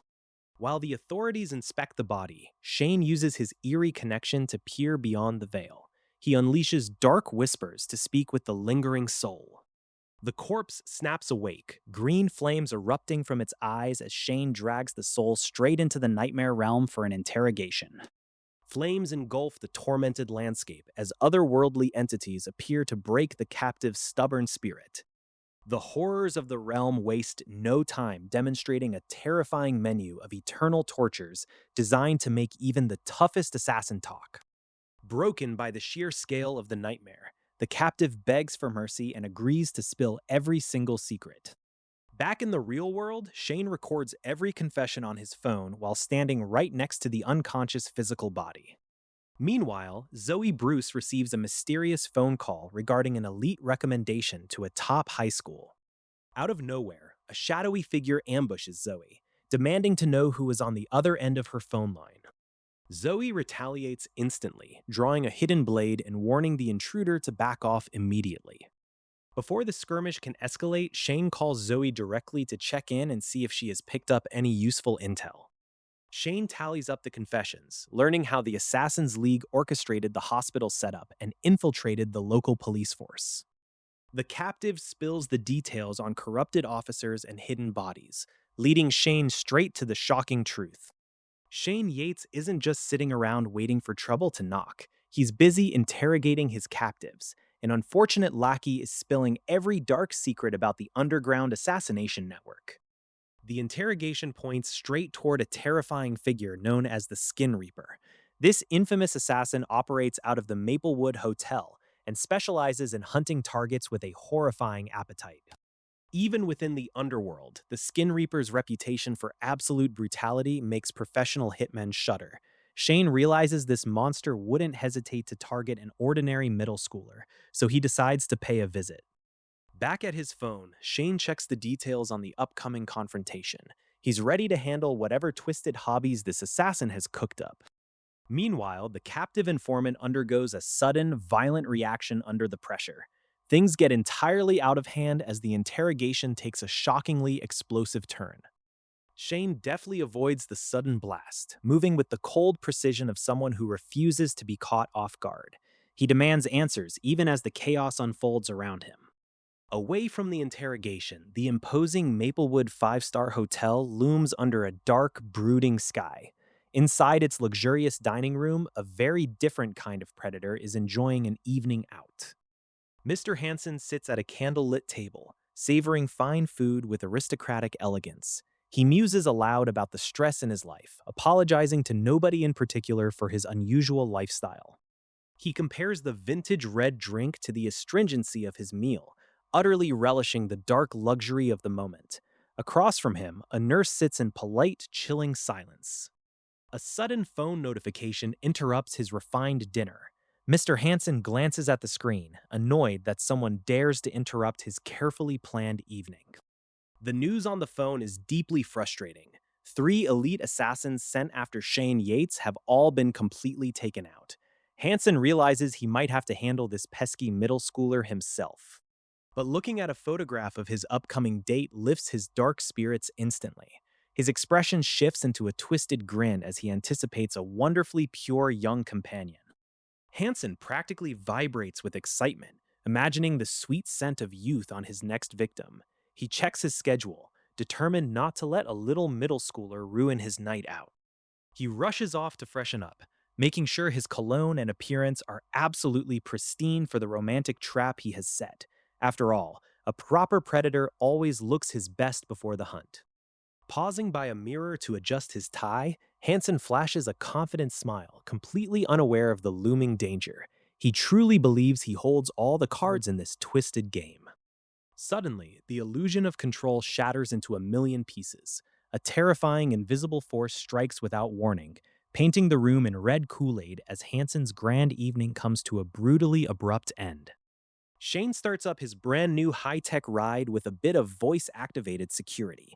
A sleek machine hums to life, ready to tackle the city streets. His handler goes over the features of the high-end vehicle, noting its flight capabilities and automated charging system. It's basically a missile on 2 wheels if things get chaotic. Meanwhile, Zoe Bryce slips through the shadows on a secret errand. She's got a mysterious deal in motion, trading information on Shane for favors. Zoe meets up with a shady benefactor inside a grand estate. She tries to play it cool, but the atmosphere drips with hidden danger. Mr. Hanson smooths over Zoe's worries about Shane, offering to sponsor her future education in exchange for her silence and cooperation. Behind the elite academy gates, ambition wears a very smooth mask. Mr. Hanson dangles prestigious entrance exams like a golden ticket to desperate teenagers. He trades favors and fake research contributions for absolute compliance. Zoe Bryce thinks she has secured her future, walking right into a trap. A quick text message seals her fate, and she beams with naive gratitude. Little does she know, Hanson views her as harvested fruit ready to be plucked.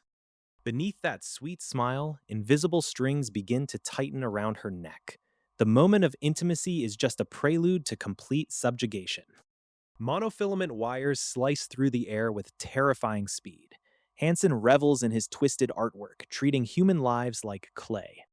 He glides through the corridors like a predator, admiring his gallery. But flashiness tends to draw the worst kind of attention. A sudden explosion shatters the pristine architecture. The ceiling caves in as uninvited power crashes the party.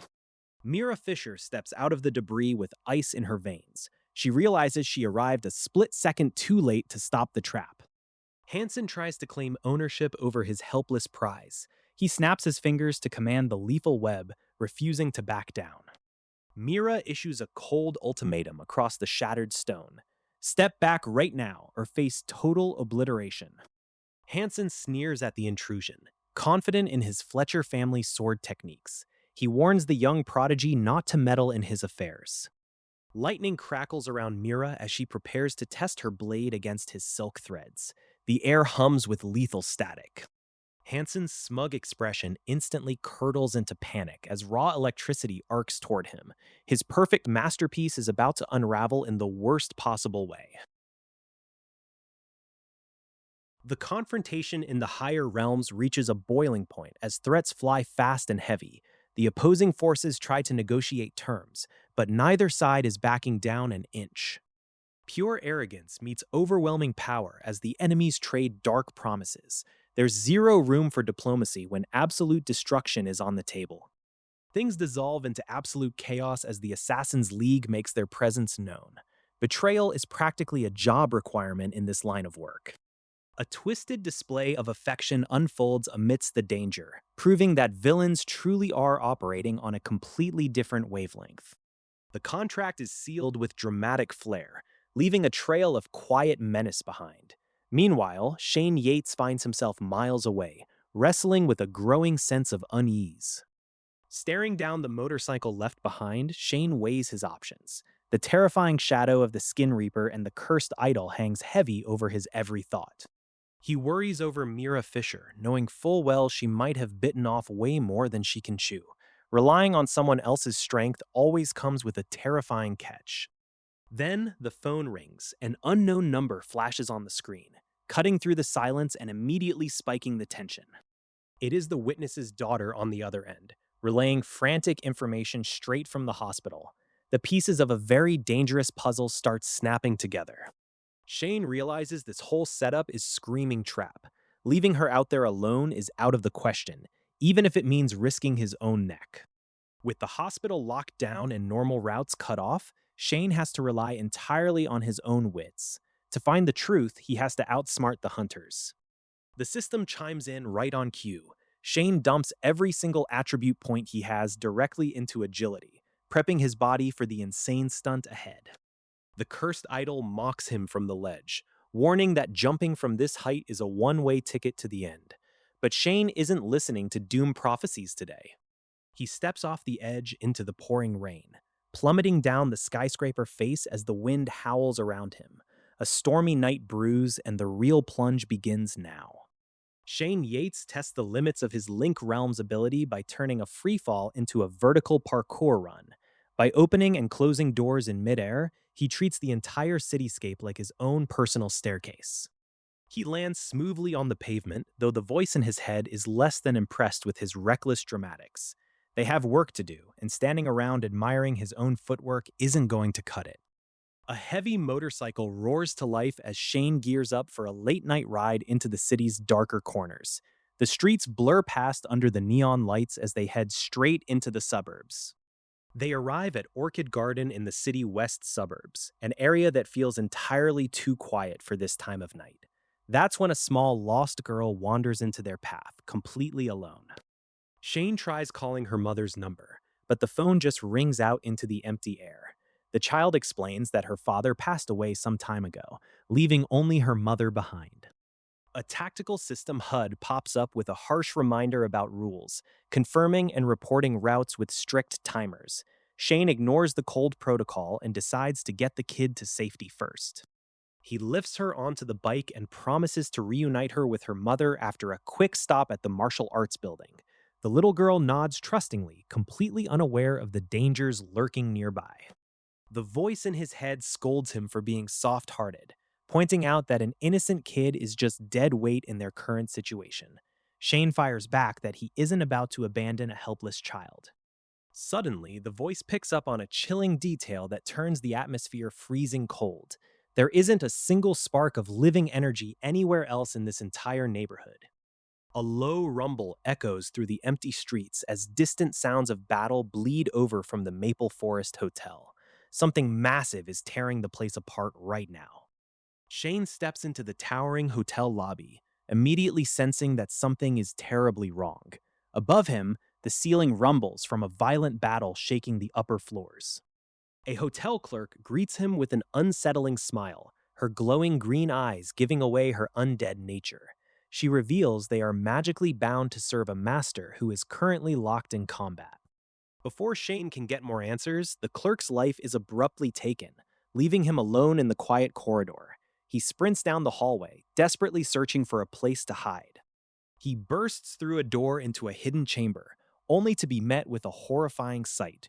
Red-tinged threads and ethereal webs connect the fallen victims across the room. The lingering spirits of the fallen hotel guests manifest around him, begging for vengeance. Shane recognizes the tragedy and vows to make things right for their sakes. Suddenly, a massive explosion rips through the building, blasting debris in all directions. Shane realizes the hotel is under heavy assault from an outside force. Amidst the falling rubble, a defeated fighter plummets straight down from the upper floors. Shane reacts instantly, diving forward to intercept the falling body. He catches Mira Fisher mid-air, cushioning their landing against the chaotic debris. Mira is shocked to see him risk his life to save her from a certain doom. Knowing Mira's immense power, Shane decides to temporarily knock her out to keep her safe. He administers a precise strike, apologizing as she loses consciousness. Shane quickly summons a dimensional door to escape with Mira before anyone else spots them. But as he turns around to check the room, Mira has vanished into thin air. A mysterious white-haired man steps out from the smoke, his glowing red eyes piercing the gloom. He casually greets Shane, revealing he has been watching the hotel's events unfold all along. Shane explores the field, looting everything he can find like a dedicated video game scavenger. He stumbles upon an unexpected piece of armor that definitely wasn't made for a guy. He discovers a wounded warrior lying in the battlefield debris wearing an eye-catching bunny suit. The system evaluation reveals she is a powerful swordsman with serious injuries requiring rare holy runes. Carrying her to a medical tent, Shane calls for help as healers rush forward. They immediately recognize him as the boy who cheated the system. The local healers hustle to get the injured fighter onto a bed. Shane pulls out a heavy pouch of gold given to him by the prince to cover the steep medical costs. The healers inspect the pouch, confirming it bears the royal emblem. They waste no time taking the payment and starting the intensive treatment. Magical energy surges through the room as the healing spell activates. Shane watches closely, relying on the system to analyze human behavior and transactional motives. The system details the exorbitant cost of the magic, noting it drains far more value than standard treatments. Yet Shane calculates it is a worthwhile investment for future leverage. Suddenly, a system notification flashes across his vision with a startling title. Shane panics for a second, wondering if he just made a massive mistake. The expensive treatment finishes at lightning speed, leaving the healers amazed. Shane checks her status and realizes her life fire is burning remarkably strong. Knowing he needs to clear out before she wakes up, Shane decides to make his exit. He jokes about not wanting to stick around to play the doting savior. Right as he turns to leave, the patient's eyes snap open. She finds herself staring directly at him, completely conscious and asking where she is. She tests her limbs, realizing her severe injuries are completely gone. Confusion turns to alarm as she demands to know what magic he just pulled off. A powerful new tag awakens on her status, reflecting a massive surge of vitality. She feels so invincible she is ready to leap straight back into the fray. The trap is sprung, but Shane Yates isn't playing by their rules. Mira Fisher realizes just how deeply she underestimated her target as dark energy starts tearing up the battlefield. With chaos erupting all around them, Mira makes a calculated retreat while Shane unleashes a terrifying amount of hidden strength that shatters the surrounding architecture. The sheer destructive output tears through the environment like paper. Buildings crumble under the golden black shockwaves as the true scale of this power reveals itself. Amidst the wreckage, an opponent looks on in sheer disbelief.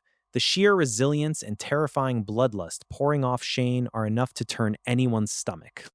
Pushed to the absolute brink, the situation takes a bizarre turn. Meanwhile, elsewhere on the field, a medical team realizes they've accidentally showered their friend in absurdly illegal holy blessings. Stacking powerful buffs on a single target was supposed to be a forbidden crime, but these clerics are about to find out what happens when you accidentally create an absolute monster. Back in the fray, blades clash against a web of deadly crimson threads. The attacks grow faster and infinitely more violent by the second, testing Mira's limits.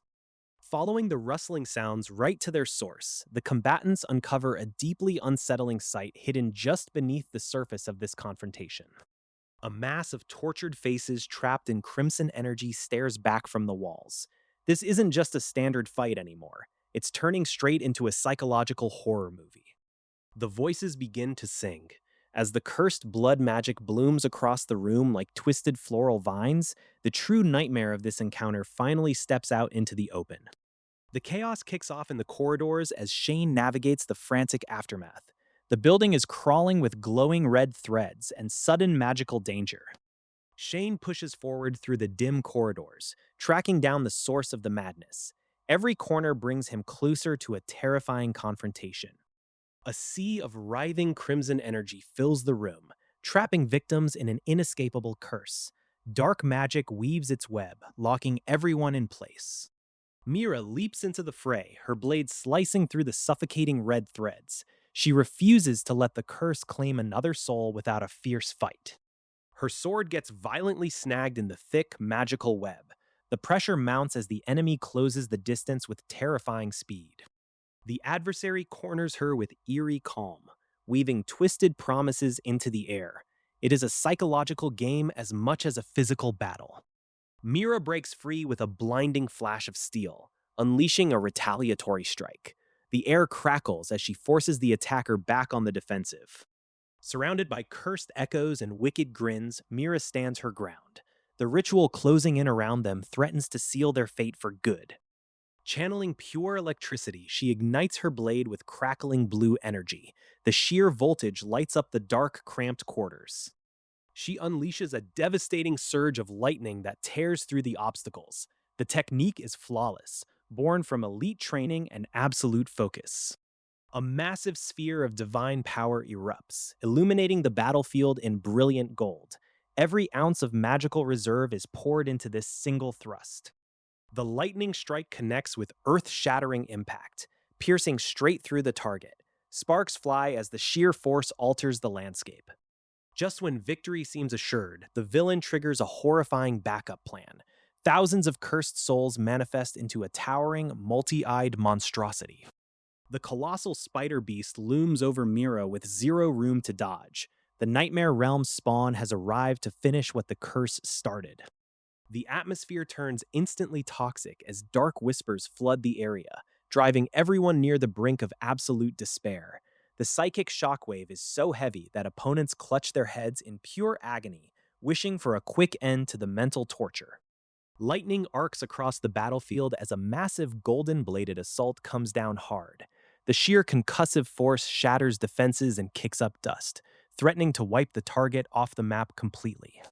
Electrical discharges crackle through the air, signaling that it is game over for the struck combatant. As the heavy smoke clears, the lingering blue sparks illuminate a devastating strike that leaves no room for a comeback. Even after taking a full-powered blow, the resilient threat refuses to stay down, coughing up red Kool-Aid while vowing survival. Armor absorbs the brunt of the kinetic shock, keeping the nightmare alive just a little longer. A bizarre, unsettling chant fills the air as the chanting corpses prepare a twisted birthday ritual. The creeping red energy swirls into a nightmarish chorus, leaving Shane Yates staring in sheer disbelief at the absurdity. The chorus begins in earnest, a cursed birthday tune sung by an army of the fallen. Swirling red and green mists frame the haunting celebration, turning a festive greeting into a psychological horror show. Enraged by the interruption and the ongoing assault, the bruised antagonist glares with pure malice. With red-rimmed eyes and teeth bared, a terrifying vow is made to hunt Shane down and finish the job. A tremendous shockwave slams into the terrain, fracturing the stone floor beneath their feet with explosive force. Shane realizes the situation has gone entirely sideways as debris rains down around him. Shane grabs his gear on the run, his inner voice frantically warning him that the Skin Reaper is closing in fast. Every instinct screams at him to get moving before the terrifying pursuer catches up. Rubble crashes down as the monstrous pursuer tears through obstacles with terrifying strength. Glowing green eyes pierce through the dust clouds, locking onto the fleeing target with predatory focus. Reinforcements arrive in a flash of blue energy as a powerful ally steps up to hold the line. A swift exchange of words sets the escape plan into motion, buying Shane precious seconds to get away. As Shane bolts from the scene, the pursuing threat hurls chilling threats about targeting his entire family. Refusing to let the intimidation go unanswered, a defiant parting gesture is left behind for the villain as they make a daring escape.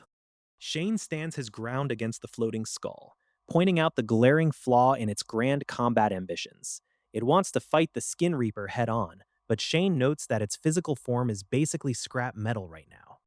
A deal is struck under duress.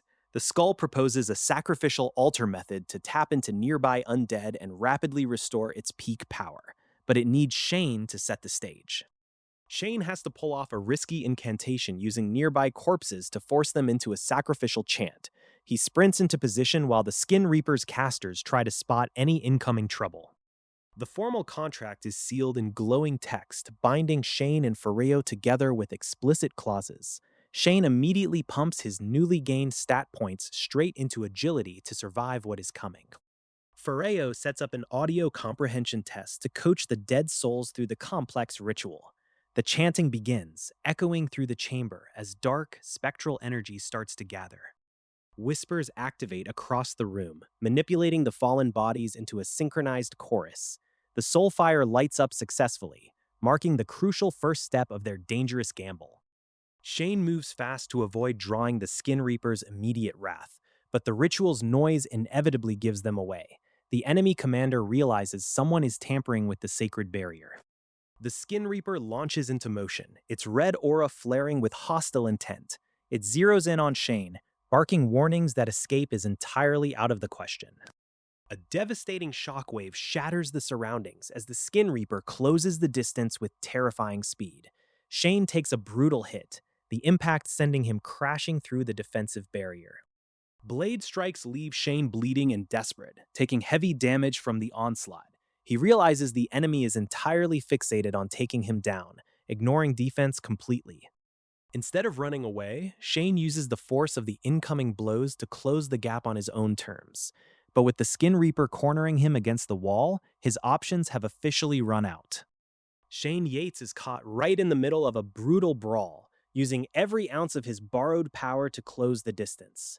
Sparks fly as the battlefield erupts into total chaos. The opposition throws everything they have into the fray, unleashing ancient spirits and dark titles like the Queen of Ghouls. It is an overwhelming display of sheer intimidation. With the stakes at their absolute peak, allies rally around Shane and hand him their remaining strength. They are putting everything on the line for this one desperate chance. Spirits gather in a massive swirling vortex of blue energy as Shane channels every ounce of magic he can command. He warns his comrades to watch out as the attack comes closing in. Discarding all caution, the enemy lunges forward with terrifying speed, completely blind to the consequences. A sudden flash cuts through the air, leaving a devastating mark. Panic sets in as companions cry out in disbelief at the sudden turn of events, but it turns out to be a clever illusion, leaving the opponent swinging at empty air. More restless spirits answer the call, flooding the area with crackling blue electricity. Shane screams out his commands, driving the offensive right back into the enemy's face. Spectral figures swarm forward, chanting about vengeance, turning the entire zone into a haunted nightmare. The sheer weight of their collective fury is enough to break anyone. A monstrous skeletal presence looms over the battlefield, laughing maniacally as it delivers a vicious strike. Shane takes a brutal hit, gasping for air as the red Kool-Aid spills. Massive divine blades begin to materialize from the heavens, crackling with raw, destructive energy.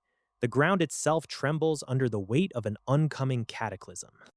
Debris flies everywhere as a colossal pillar of impact obliterates the terrain. Observers can only watch in absolute terror as the massive sword descends.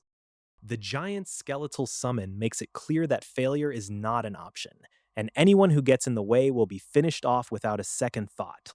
A towering titan holds the gigantic blade high above the ruined cityscapes. The sheer scale of this summoned catastrophe leaves everyone utterly speechless. Shane stands amidst the pouring rain, looking out at the devastation left in the wake of everyone he has taken out. A catastrophic power has been unleashed, and there is no turning back now. The colossal skeletal entity towers over the battlefield, ready to deliver a catastrophic blow to its foe. Shane Yates watches the monstrous display of power unfold, knowing the stakes could not possibly be higher. With terrifying speed, the giant skeleton strikes down, raining devastating energy across the terrain. The sheer force of the assault shatters the ground into pieces, leaving nowhere to hide. The massive monster towers over its opponent, mocking the feeble attempts at resistance. It claims that dealing with such an insignificant ant does not even require its full attention. The creature laments the endless undead wails echoing endlessly in its ears, having been bound for far too long. Now the time has finally arrived to set them free from their eternal torment. An eerie green aura washes over the area as the undead resurrection spell takes full effect. Spectral energy surges through the damp ground, calling forth a horde from the dark. Countless pale hands burst upward from the earth beneath the crowd, dragging the helpless victims into the gloom. Shane watches in dismay as his control over the chaotic situation slips away. The skeletal commander declares that the long-awaited time for vengeance has finally arrived. Shane curses under his breath as the relentless wave of restless spirits threatens to overwhelm him. A glowing crimson thread snaps through the air, but the frantic attempt to escape proves entirely useless. Golden lightning erupts across the scene, locking every living target in place. The soul suppression technique goes into effect, creating a temporary resonance between body and soul to freeze all movement. The skeletal giant reassures its victims that no permanent harm will come from the spell. A terrifying legion of pale faces emerges from the abyss, all sharing the exact same hollow expression. They look around with vacant eyes, ready to feed on whatever fresh warmth remains. Panic sweeps through the trapped crowd as the awakened spirits begin their relentless advance. Desperate cries echo into the rainy night as the terrifying horde closes in from every direction. People desperately try to fight back against the relentless wave, forgetting that the tide of vengeance does not negotiate. The dark abyss claims another victim as panic turns into absolute horror. Pleading for mercy, a frantic survivor offers up everything he has left to a mysterious dark deity. He begs for salvation from the encroaching nightmare, willing to sacrifice his very soul to live.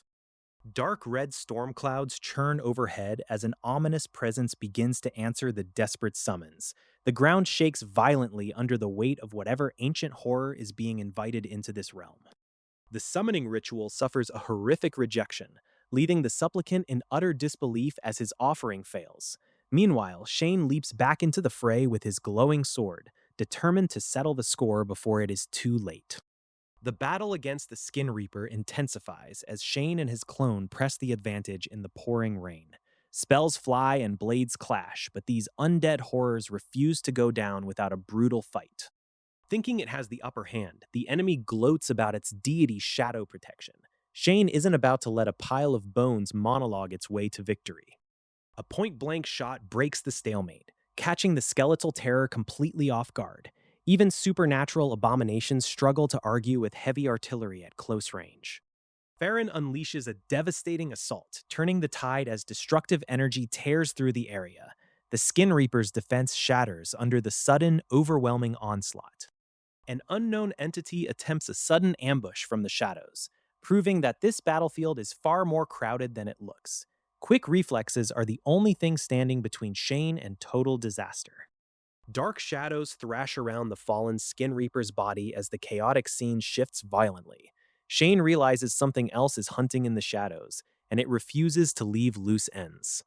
Mira is in immediate danger, forcing Shane to prioritize keeping her safe over chasing down an elusive enemy. Leaving her behind wasn't an option, but the splitting focus leaves him vulnerable. Someone else is definitely moving through the ruins, and it is clearly not the person responsible for bombing the building. A mysterious helper stepped in to save Mira Fisher, but their motives remain deeply suspicious.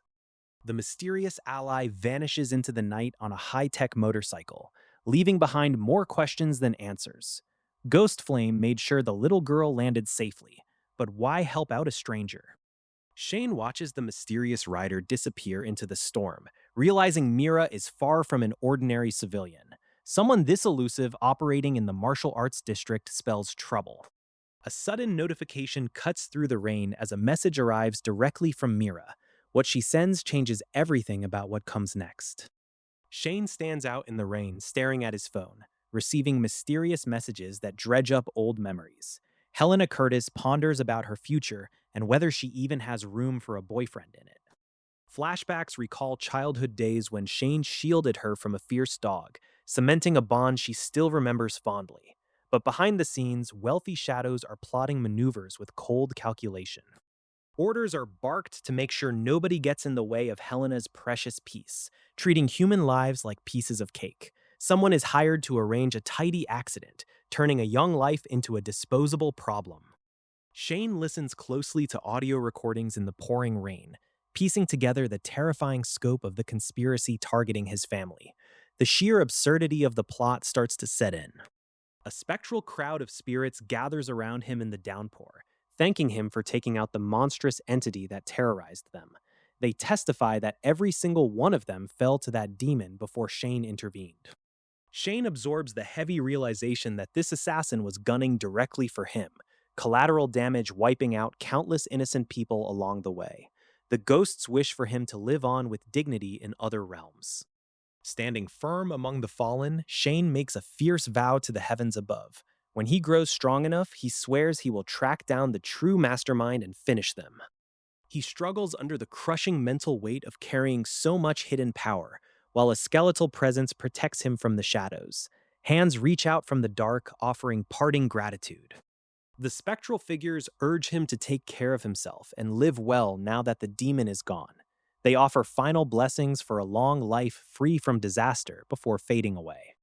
A chorus of final goodbyes echoes through the rain-slicked streets as the summoned souls return to their rest. Shane stands alone once more among the fallen, his path forward irrevocably altered. Shane sits down with an investigator to break down the sheer scale of the anomaly they just witnessed. That shadow left a shockwave capable of leveling city blocks in its wake. The investigator explains how elite families operate above standard law enforcement.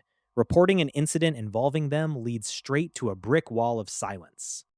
Shane refuses to accept that innocent lives can just be written off as collateral damage, but pushing for real answers invites serious trouble from untouchable circles. Out in the rainy streets, the devastating aftermath of the attack reveals a horrific toll. Entire districts have been wiped out, leaving thousands gone without a trace. Families are manipulated and silenced through brutal blood magic to protect elite reputations. Shane reaches his breaking point staring down this absolute corruption. A massive pillar of blue energy erupts into the stormy sky as a powerful ritual triggers. The shockwave shatters the surrounding landscape into floating debris. A strange skeletal ally tags along, questioning Shane's reckless determination to take on forces far beyond his league. Shane doesn't care about the odds when humanity's survival is on the line. Vaulting onto a heavy bike, Shane hits the accelerator to hunt down the perpetrators one by one. Up above, a familiar pink-haired figure watches his every move from the heights. High above the wet city streets, the masked girl and her shadowy companion plot their next move. She complains about the lingering mess, but business comes first. Every trace of the recent fight must vanish before anyone starts asking dangerous questions. She trusts Selena Curtis's sister to keep quiet, sealing up loose ends with terrifying efficiency. With a wave of dark energy, a towering eldritch sigil flares across the sky. The massive red eyes watch from above, signaling that their grim work in this sector is finished. Messages buzz on her phone as her sister demands an immediate return to the social spotlight. But noodles come first, and a quiet meal out in the rain is much more appealing. Down in the depths of a hidden chamber, a brutal ritual is unfolding in secret. Red energy surges through the stone floor as a terrifying price is paid in blood. A crimson tub fills with bubbling malice, and a broken body convulses under the red onslaught. The sheer agony shatters the silence as the ritual reaches its peak. Sprinting upward from the bloody basin, a shattered figure gasps for air in disbelief. The forbidden resurrection has taken hold, dragging him back from the brink of oblivion. He kneels before a towering shadow of pure menace, offering desperate thanks to the great entity that pulled him back. Yet the master of the shadows demands accountability. Without warning, jagged black tentacles lash out and pierce straight through him. The punishment for failure is swift, brutal, and entirely merciless. He collapses to the floor in a heap, coughing up red Kool-Aid while begging for forgiveness. The dark entity looms over him, pointing out that his supposed power is nothing compared to a firefly. The entity muses on how easily its realm was infiltrated, suspecting that fallen spirits or cursed evil were at play. Someone else has been meddling in these shadows, and they were entirely unprepared. A sudden knock at the door cuts the interrogation short. Someone unexpected has arrived at the worst possible time, stepping right into the lion's den. It is Zoe Bryce standing in the doorway, staring in utter shock at the carnage inside. But before she can process the horror, red tendrils snap forward to claim a new victim. Deep in the Shadow Realm, the entity reviews its new pawn with predatory satisfaction. It sacrificed its hard-earned power to break Shane Yates out of that cursed sculpture, but the investment is already paying off. The Dark Master demands a gruesome harvest of 1,000 souls to fully restore its might. The possessed vessel accepts the dark command, licking its lips with absolute devotion as it prepares to hunt. Meanwhile, back in the real world, Shane roars through the stormy night on a sleek motorcycle. He blows past urban barriers with total disregard for safety, completely unfazed by the chaos around him. Taking a quiet moment to catch his breath, Shane reflects on his bizarre transition into this new life. Back on Blue Star, things were cutthroat, but elite family politics take backstabbing to an entirely different tier. His phone buzzes to life with an incoming call from his eldest uncle. The Yates family elite never call just to chat, and this conversation is guaranteed to be a headache. Uncle Dearest wastes no time dropping thinly veiled threats about medicine for Shane's late mother. It is a classic manipulation tactic, reminding the kid exactly who holds the purse strings. The uncle demands that Shane publicly apologize for offending some elite family members. Apparently, standing up for oneself is treated as a major crime in high society. Shane listens to the corporate dictator lay out the consequences of defying the family. Every tragedy is apparently justifiable if it keeps the elite bloodline's reputation spotless. Instead of folding, Shane calmly fires back with chilling composure. He completely flips the script on his so-called superior, leaving the adult stuttering in absolute shock. Before the furious uncle can finish his screaming match, Shane simply hangs up the phone. Dealing with petty family tyrants is exhausting, but thankfully, a brand new video call immediately interrupts the silence.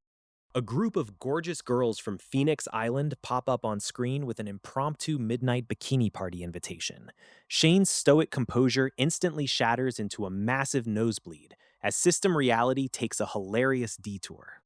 Shane starts his day dodging unwanted attention and lavish social circles, but his real focus is ticking down the clock to midnight. A specialized prompt flashes across his vision, laying out the exact conditions to unlock a rare hidden title if he plays his cards right. He knows that raw power is the only currency that matters in this dangerous world, whether dealing with spoiled nobles or monsters. Stepping through the dimensional barrier, Shane arrives back in the eerie, fog-choked forest of the Nightmare Realm. The skeletal entity greets him once more, fully capable of moving around freely now thanks to previous arrangements. With parting words exchanged, the skeleton departs for its own shadowy business, leaving Shane alone in the gloomy woods. Suddenly, violent purple energy erupts through the canopy, signaling that something massive and destructive has just arrived. A terrifying shockwave tears through the landscape, reminding Shane that sticking around to fight a god-tier threat is suicide. The system immediately triggers a warning alert, demanding he retreat or risk losing his hard-earned title progress entirely. Spike traps and falling debris rain down around him as the environment literally collapses into a cage of bone and shadow. Giant skeletal structures slam down from the sky, trapping Shane in a desperate corner as a familiar face reveals itself. Shane Yates finds himself trapped behind bars, staring down a towering skeletal commander who isn't buying his excuses. He tries to pin all the blame on Farron, swearing he was just trying to stay on the monster's good side. The skeleton refuses to listen, blaming Shane for the loss of its regeneration mission and every undead ally in the area. Shane hastily pulls out a glowing token to prove his allegiance, claiming Farron gave it to him as absolute proof. The glowing token turns out to be an imperial badge issued by Prince Norton himself, meant for the boy who cheated the system. The skeletal boss inspects the glowing relic closely, completely stunned by the sheer audacity of it. Shane insists that he and Farron are secretly plotting to infiltrate the human capital together and take out the Emperor. The shadowy commander narrows its eyes, weighing whether an ordinary human could actually pull off such a wild scheme. To back up his wild claims, Shane presents a handwritten letter of recommendation straight from Prince Norton. The spooky commander reads the matching handwriting and realizes the terrifying implications of the paperwork. Suddenly, Shane bursts into howling laughter right in the monster's face, mocking how gullible the undead leadership really is. The commander grabs him by the throat, demanding to know what is so funny about a potential execution. Shane points out the sheer absurdity of the undead falling for an elementary trap set by the elves.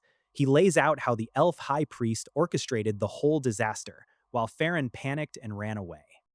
The skeletal guards murmur among themselves as Shane pieces together the entire botched operation. The boss realizes that someone else in their ranks sensed the danger and retreated before everything went south. Impressed by Shane's overwhelming energy and smooth persuasion, the shadowy leader starts to view him in a completely different light. It senses a kindred spirit of ambition hiding behind that human exterior.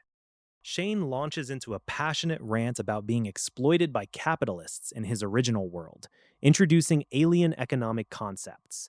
The shadowy entity listens intently, completely fascinated by this strange perspective on labor and wealth. He breaks down the grueling nightmare of the infamous 996 work schedule, where workers toil away 6 days a week from morning till night. The skeletal boss stares in absolute horror at the sheer brutality of human corporate culture. Shane goes even further, explaining the dreaded 007 grind of working around the clock every single day without a break. The shadowy commander looks at him with deep sympathy, deciding that human capitalism is far more terrifying than any dungeon. Shane Yates finds himself in a bizarre alliance with an overly dramatic skeleton named Farron, who seems convinced that Shane is his savior. The system abruptly chimes in, bestowing upon Shane a rather questionable new title, the Little Match Boy. Meanwhile, the local undead brass debate whether saving Shane was worth the trouble, deciding to pin a medal on Farron instead. Farron accepts his shiny new reward while conveniently forgetting about any grand strategies, much to his superior's annoyance. Left alone in the brush, Shane and Farron have a casual chat about anatomy, calcium supplements, and the sheer terror of human beings. Farron voices his genuine concerns over human political affairs, prompting a wry look from his living companion. Suddenly, the system flashes a critical alert, warning Shane to stay completely still as royal patrols close in. Human knights burst onto the scene, immediately accusing Shane of treason and conspiring with the undead.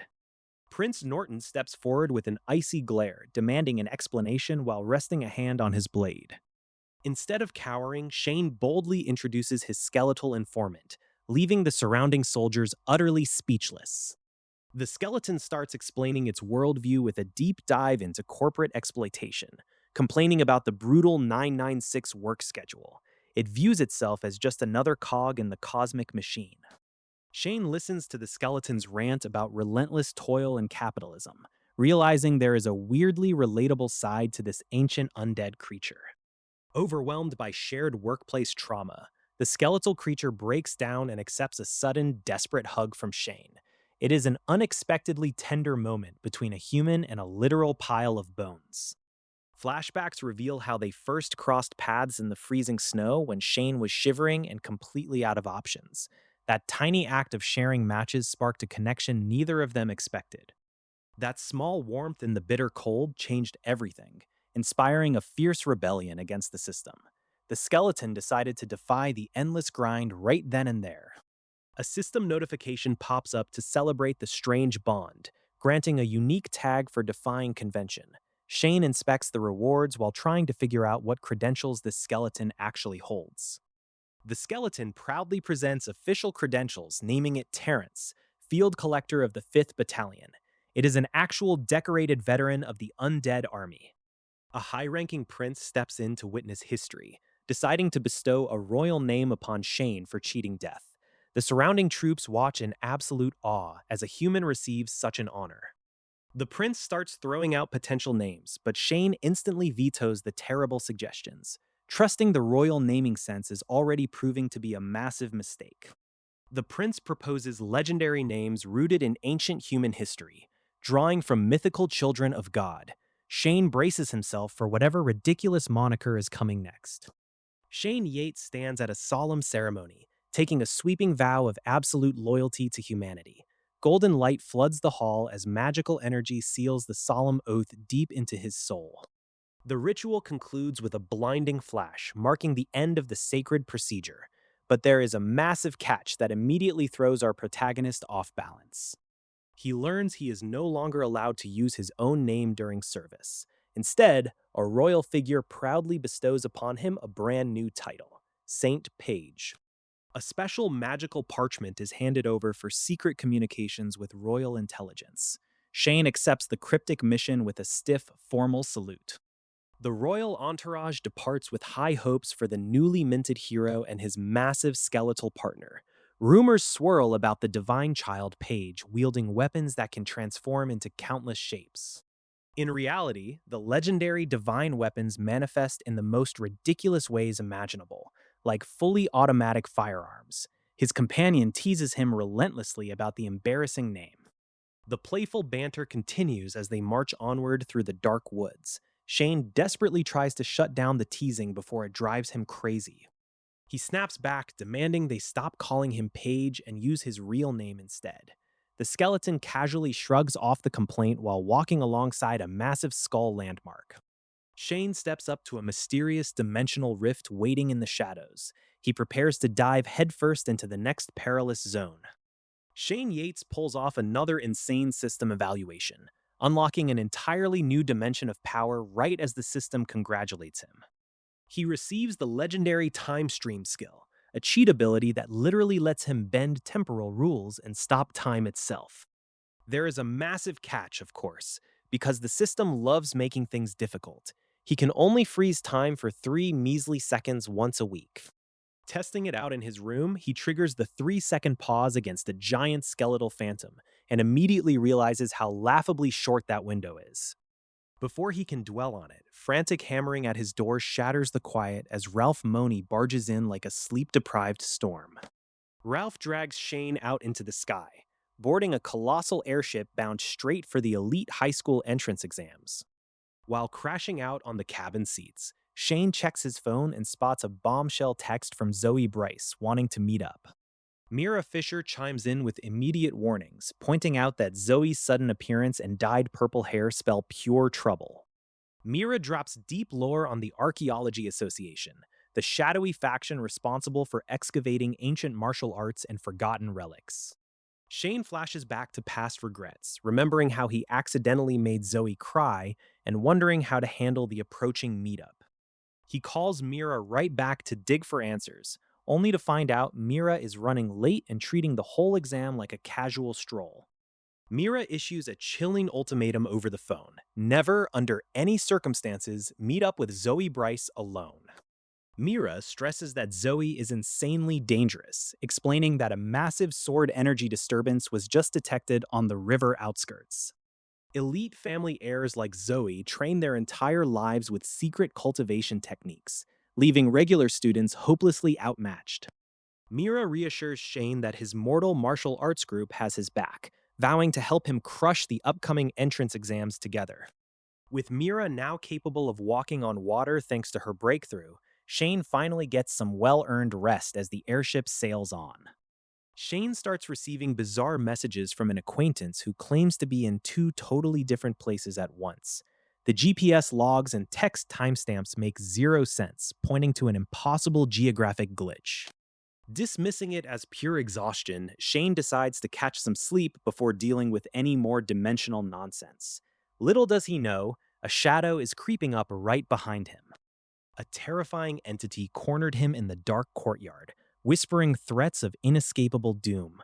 But Shane refuses to go down without a massive fight. Outnumbered and frantically trying to escape through the snowy temple grounds, he races against monstrous beasts closing in from every direction. Things take a grim turn as red Kool-Aid splashes across the panels, and he sustains dozens of critical bite wounds. Doctors gather around, frantically trying to pull him back from the brink. Recovering in a hospital bed, Shane receives heartfelt hand-drawn cards from grateful survivors he managed to protect. It turns out his reckless heroics actually paid off. 10 years flash by in an instant, showing an older, sharper Shane ready for whatever the boundless world throws at him next. Shane is currently living his best life on a luxury airship, absolutely destroying a massive spread of food. He has zero chill when it comes to free catering, and honestly, who can blame him? Stuffed to the absolute brim, Shane tries to pass off his leftovers to a fellow recruit. A friendly chat starts up about where everyone comes from, leading straight to the Eternal Life Technology Federation. Team leader Yale rolls up and runs into an old acquaintance named Yu Sihai. It turns out Sihai has pulled off a massive haul, recruiting 7 brand new candidates all at once. Yale and the adults excuse themselves for a private chat, leaving Shane behind with the new recruit. Yale leads Shane away to a spot where they can talk away from the higher-ups. Yale demands to know Shane's name and why he was hoarding food earlier. Shane casually admits he was just playing the system to secure a meal before things get complicated. Yale drops a glowing rule card from the Tower of Tarot explaining the brutal catch. To secure a unique card in the Nightmare Realm, 7 candidates must first feed the first ever candidate for free. The recruit is stunned as Shane interacts with the mysterious holographic card. Shane brushes it off with a smirk, claiming it is just a neat magic trick. The card lays out the conditions for establishing oneself in the Nightmare Realm and climbing the ranks. Shane wants in on the action, asking how he can get a task of his own. The Tower of Tarot created this deck as an exam support system filled with exclusive information. Completing randomized tasks lets candidates earn extra credit and catch the eye of major organizations. Shane checks out his new task card with genuine excitement. He is ready to figure out how to complete it and stand out among the hundreds of other hopeful candidates. Spotting a ridiculously high air vent across the room, Shane issues a playful challenge to his companion. If he can actually reach it, the recruit promises to admit Shane is the real deal. The courtyard turns into an impromptu high jump contest as everyone tests their limits. Shane Yates watches the chaos unfold with a thoroughly unimpressed expression. Naturally, the other students start bragging about how high they can reach with a running start. Shane just waits for his turn without breaking a sweat. When Shane finally leaps, he clears the mark effortlessly. The system instantly pings him with a reward for completing the second challenge. A new notification pops up on his phone about joining a special group. It's supposed to protect everyone, though Shane remains skeptical. The group chat devolves into hilarious lectures on avoiding emotional scams and handling tricky situations. Shane watches the bizarre advice roll in with quiet amusement. The boys exchange dramatic warnings about staying guarded and responsible. It turns into an absolute hype session for male solidarity. Everyone starts arguing over ridiculous team titles while celebrating their progress. Another system message confirms the completion of the newcomer's deck. Up in the observation area, powerful instructors review the kids' performances. They reminisce about past tarot card missions and Shane's unexpected 4-star progress. Shane Yates takes a breather on the deck, examining the mysterious card system that completely rearranged his life. He checks the details of becoming an official card holder, realizing just how massive the gap is between everyday people and the elite card families. With thousands of hopefuls competing for guaranteed admission, the competition is fierce. Shane browses through the system interface, discovering that he can even add other card holders and check out their profile icons. Shane checks out the profile for Mira Fisher, a high-ranking card holder whose icon features a serene figure under the moonlight. He realizes he can't even change his own default profile picture, which somehow defaulted to an image of a skull. Curiosity getting the better of him, Shane opens up the Global Rankings tab. To his surprise, Mira Fisher sits comfortably at 5th place, showcasing the sheer power of her unparalleled swordsmanship. At the very top of the leaderboard stands Zach Newman, the eldest son of the prestigious Newman family. Shane stares at the profile card in absolute disbelief, initially mistaking the elite heir for a gorgeous woman before noticing a few unfortunate details. Recovering from his brief existential shock, Shane eyes the rest of the 5-star and 4-star rankings. He realizes he needs to step up his game and find a way to raise his own rating if he wants to survive this madness. Deciding to put in some actual work, Shane steps out onto the open deck to test out a new technique. He channels his energy into mastering the Frost Moon Shockwave, pushing his physical limits right there on the airship. Energy surges around him as Shane unleashes the Frost Moon Shockwave with devastating force. A massive shockwave shatters the air, proving that his relentless training is finally starting to pay off in real time. Moving with incredible agility, Shane immediately flows into his next movement technique, the Moonlit Deer Stride. Green mystical energy wraps around his legs as he dashes across the deck like a phantom. The system chimes in with a triumphant notification as Shane successfully pulls off the rare legacy movement technique. He has officially been promoted to a 1-star card holder, unlocking brand new perks including the ability to refuse one challenge per hour as the massive airship sails toward its destination. Shane Yates logs into a digital system that greets him with unexpected upgrades. He has officially crossed the threshold into the ranks of newcomers. Around him, other aspirants chatter about their new status, completely unaware of the dangers waiting in the Sky Island ahead. Their transport breaks through the clouds to reveal an immense floating city. Ancient ruins stretch across the sky, built by a forgotten civilization. A cigarette-smoking instructor explains the gravity of the upcoming examination. Humanity's elite risk everything to excavate these airborne domains.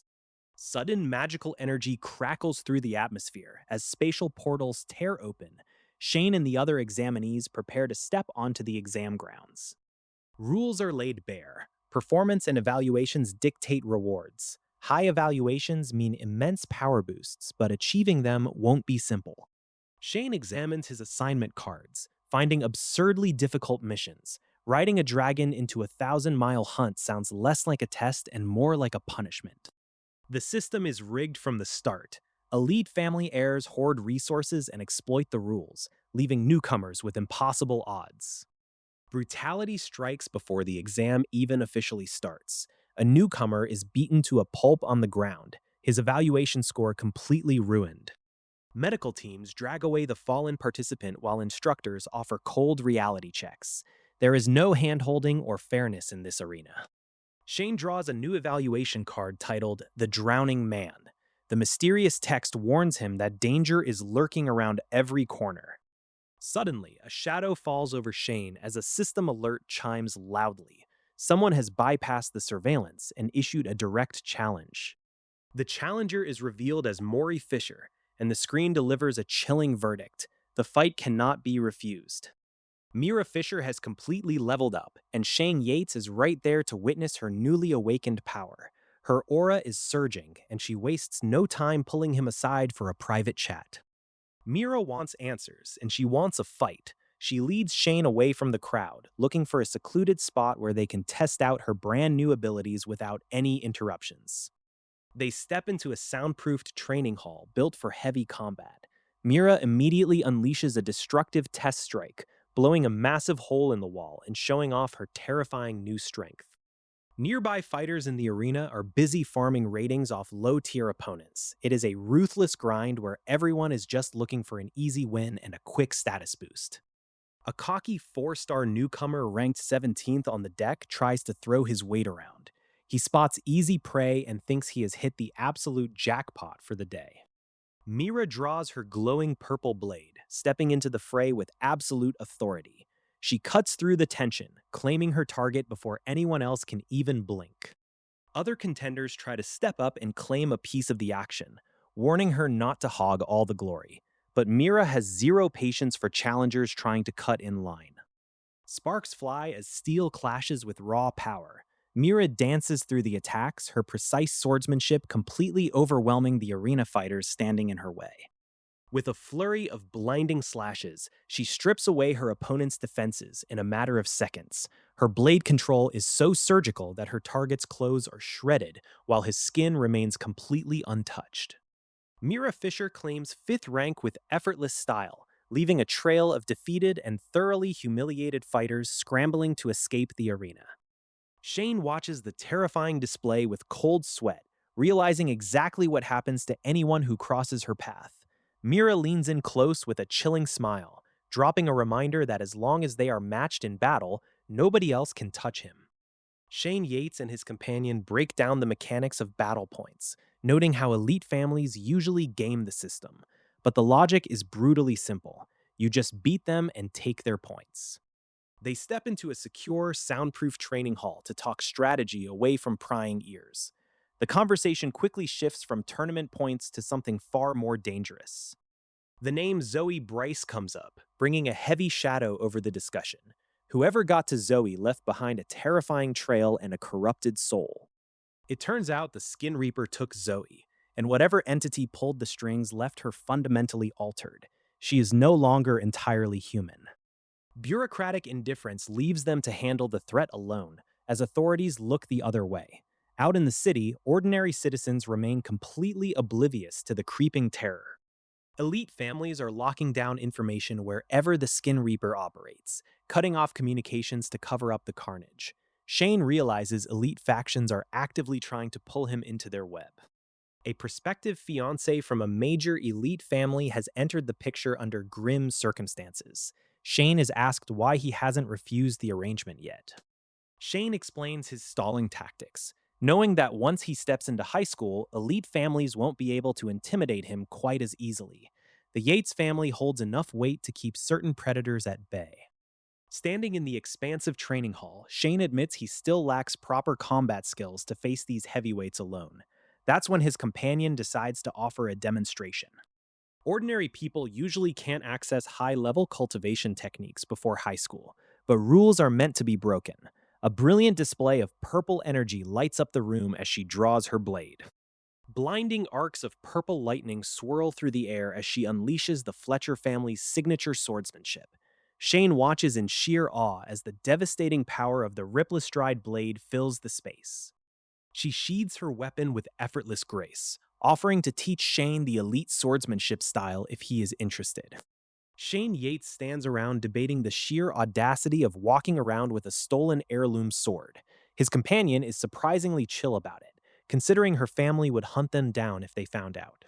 Instead of getting mad, she offers to teach him an actual elite technique. Naturally, Shane is skeptical about trading sword secrets when he doesn't even own a proper blade. Turns out the technique she is dangling in front of him is Thunderclap. Shane drops a casual mention that he actually picked up that exact manual in the Sky Ruins. She demonstrates the absolute destructive power of Thunderclap right then and there. Lightning crackles through the air as she cuts loose, showing him just how far behind he really is. Shane steps up to try it out, but his first attempt looks completely stiff and underwhelming. His instructor points out the exact flaws in his form, down to the wrist and the meridians. He adjusts his stance and channels the energy once more. Blue electricity surges across his arms as he starts to grasp the real rhythm of the technique. She hands him the official manual to read over, completely stunned by how fast he adapts. Her system evaluation confirms his insight stat is through the roof. Eager to see his updated stats, Shane pulls out his tarot card. The system announces he has hit 2-star Newport status, unlocking completely wild cosmetic customization options. Shane returns to his upscale quarters, pondering the strange combat techniques gathered from the Nightmare Realm. Sparks fly as he channels raw lightning energy inside his room, testing out the Thunderclap technique. The test yields absolute silence and 0 results, leaving him to wonder if the moves are just total garbage. A spectral mentor figure pops up to mock his technique selection, pointing out that Beastman's skills don't just translate to human bodies. Undeterred, Shane attempts to force the Thunderclap anyway, ignoring the massive structural risks. A sudden, violent backlash hits him out of nowhere, tearing through his internal pathways with brutal force. Blood sprays as Shane collapses to the floor, his vital signs flatlining as consciousness slips away. The cold grip of the end takes hold, plunging his inner world into absolute freezing darkness. Left completely immobilized on the cold floor, his body twitches as the system registers critical failure. A streak of piercing blue energy arcs down through the void, sparking violently across the dark interior. That lingering cold aura from his previous encounters kicks in automatically, acting as a bizarre safety net. He stumbles upon an entirely new way of breathing, mobilizing every single organ in his battered frame. Surrounded by floating celestial light, his circulation synchronizes with a serene, otherworldly rhythm. Leaves drift through a tranquil mental landscape as his heartbeat stabilizes and deep cellular healing begins. He achieves total unity of man and nature under a glowing giant moon, unlocking a massive tier breakthrough. A massive rift tears open in the sky above him as the entrance to the Dharma realm finally manifests. Shane Yates stands at the threshold of something monumental, his breathing regulated and sharp as the system responds. Every instinct tells him he is tapping into a foundation far deeper than a simple human body should handle. A voice echoes deep within his mind, anchoring him to the surreal coordinates of the Dharma realm. The cosmic geometry around him shifts, pulling him further into a realm overflowing with ancient power. Surrounded by floating debris and crushing pressure, Shane absorbs the raw energies of the domain. The system logs his endurance, confirming he has unlocked mastery over the Dharma realm's ocular technique. His eyes flare with a terrifying, luminescent energy as the moonlit divine gaze awakens. The system status updates instantly, flooding his physical vessel with an immense surge of attributes and lineage resonance. Every muscle fiber hums with renewed strength as attribute points cascade into his stats. His once battered body completely recovers, pushing past human limits into something far more formidable. The moon shockwave evolves right before his eyes, stepping into its complete and terrifying form. Purple-hued energy radiates from his fists, signifying an adept-level tag that changes the rules of combat.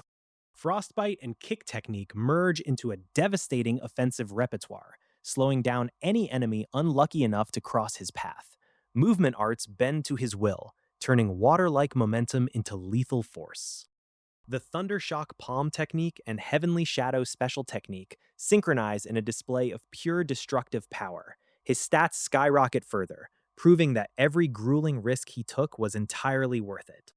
Breathing heavily amidst the residual purple aura, Shane grins at the sheer absurdity of his newfound prowess. Any attack or kick he unleashes is now amplified by the terrifying power of his awakened ocular technique. Splashing cold water on his face, he realizes how close he came to the edge before the system pulled him back. If not for the sudden breakthrough of the moonlit divine gaze, he would have been gone for good. The system drops a chilling notification regarding a legendary inheritance and an unusual destiny tag. His eyes hold a lethal weight now, capable of deciphering hidden tags and secret techniques with a single glance. Reflected in the mirror, a thin crimson mark wraps entirely around his neck like a silent warning. He touches the strange glowing boundary, wondering when a red thread of fate managed to tie itself to his skin. The evaluation tab reveals a terrifying truth. Anyone appearing within a certain radius of this red line can instantly pinpoint his location and teleport directly in front of him. Something hunting from the shadows has just locked onto his frequency. The shadows are gathering in high places as the Assassin's League convenes behind closed doors. Wilson Graham, head of the organization, sits across a poker table while plotting a major move. But beneath the high-stakes game, dangerous schemes are being put into motion regarding Shane Yates. Wilson learns that his previous operative failed permanently and was taken out by Shane. Rather than backing down, the League doubles down on its target. They plan to send a true expert to handle the situation once and for all. Out on the waters, an Assassin's League vessel cuts through the dark ocean waves carrying heavy muscle. Wealthy elites and high-ranking operatives discuss sweeping aside anyone who stands in their way. They view ordinary people and rivals alike as mere stepping stones. Deep inside a chamber aboard the ship, a chilling figure oversees a horrific operation. Operatives who grow old or injured are treated like disposable commodities. Their well-trained bodies are harvested for a dark purpose, described as exceptionally juicy and delicious. A pool of crimson liquid bubbles violently as something immense awakens in the depths. A shadowy entity rises from the red fluid, emanating an overwhelming aura of dread. The master of this dark power steps forward to claim new prey. The mysterious woman in black addresses her subordinate with cold authority. She demands immediate action against the elite families and sets her sights firmly on Shane Yates. Her target is Cloudport, where Shane has supposedly arrived. She makes it clear that consuming souls is her primary goal, especially those of powerful cultivators. The flesh and blood of the strong are hers to harvest, and she intends to leave nothing behind. Her subordinate kneels, eager to carry out her dark will. Spells and ethereal threads weave through the air as the master prepares to cast a devastating curse. She intends to bypass physical defenses and strike at Shane's soul directly. Any opposing force will be reduced to ash under her overwhelming might. Back at the scene, glowing magical threads snake across the ground among the fallen bodies. The operative watches closely, eager to see what kind of entity is really backing Shane Yates. The trap is fully set and the invisible net closes in. Suddenly, system alerts flare up as the strange magic intrudes on Shane's space. The system warns that an external spell has sensed his awareness and is trying to take hold, but Shane isn't about to go down without a fight. Blue energy flares around Shane as he reads the terrifying system evaluation on his screen. The glowing threads are directly tied to the Skin Reaper, proving the enemy is very much active. His card status shifts dramatically, labeling him as a drowning one caught in a deadly trap. Shane Yates checks his updated system evaluation after a massive power shift. His rank leaps dramatically, but he decides to keep his true standing hidden for now. Playing his cards close to his chest is Survival 101 in this world. Elite families and dangerous rivals are watching every move, so concealing his real strength is the only smart play. While Shane contemplates his next move, a sudden phone call interrupts his thoughts. It is Mr. Money, demanding to know where he has been after a full day of unconsciousness. Mr. Money summons Shane to the underground training hall on the second floor for an urgent briefing. Education here is serious business, divided among three elite institutions. The breakdown of the three great high schools reveals vastly different domains. Sky Bluer sits high in the sky, Abyssal High is buried in the deep sea, and Verdant High rules underground. Verdant High leans heavily into archaeology, unearthing prehistoric knowledge and ancient secrets lost to history. It is also remarkably wealthy, trading rare minerals and monster parts. Mr. Money explains the concept of resonance level, which determines how well a cultivator syncs with ancient weapons and secret arts. Without high resonance, powerful gear remains useless. Recognition by the Dharma realm is everything. When cultivators awaken, they receive divine gazes that grant them authority to wield specific techniques and divine weapons. Mr. Money pulls out a stack of technique manuals for Shane to inspect. Names like Eight Swords of Solitude and the Chrysanthemum Cannon promise devastating combat capability. Some of these high-level manuals have wild side effects. The Chrysanthemum Cannon, for instance, can emit fragrances that cause hallucinations or unleash hidden weapon attacks.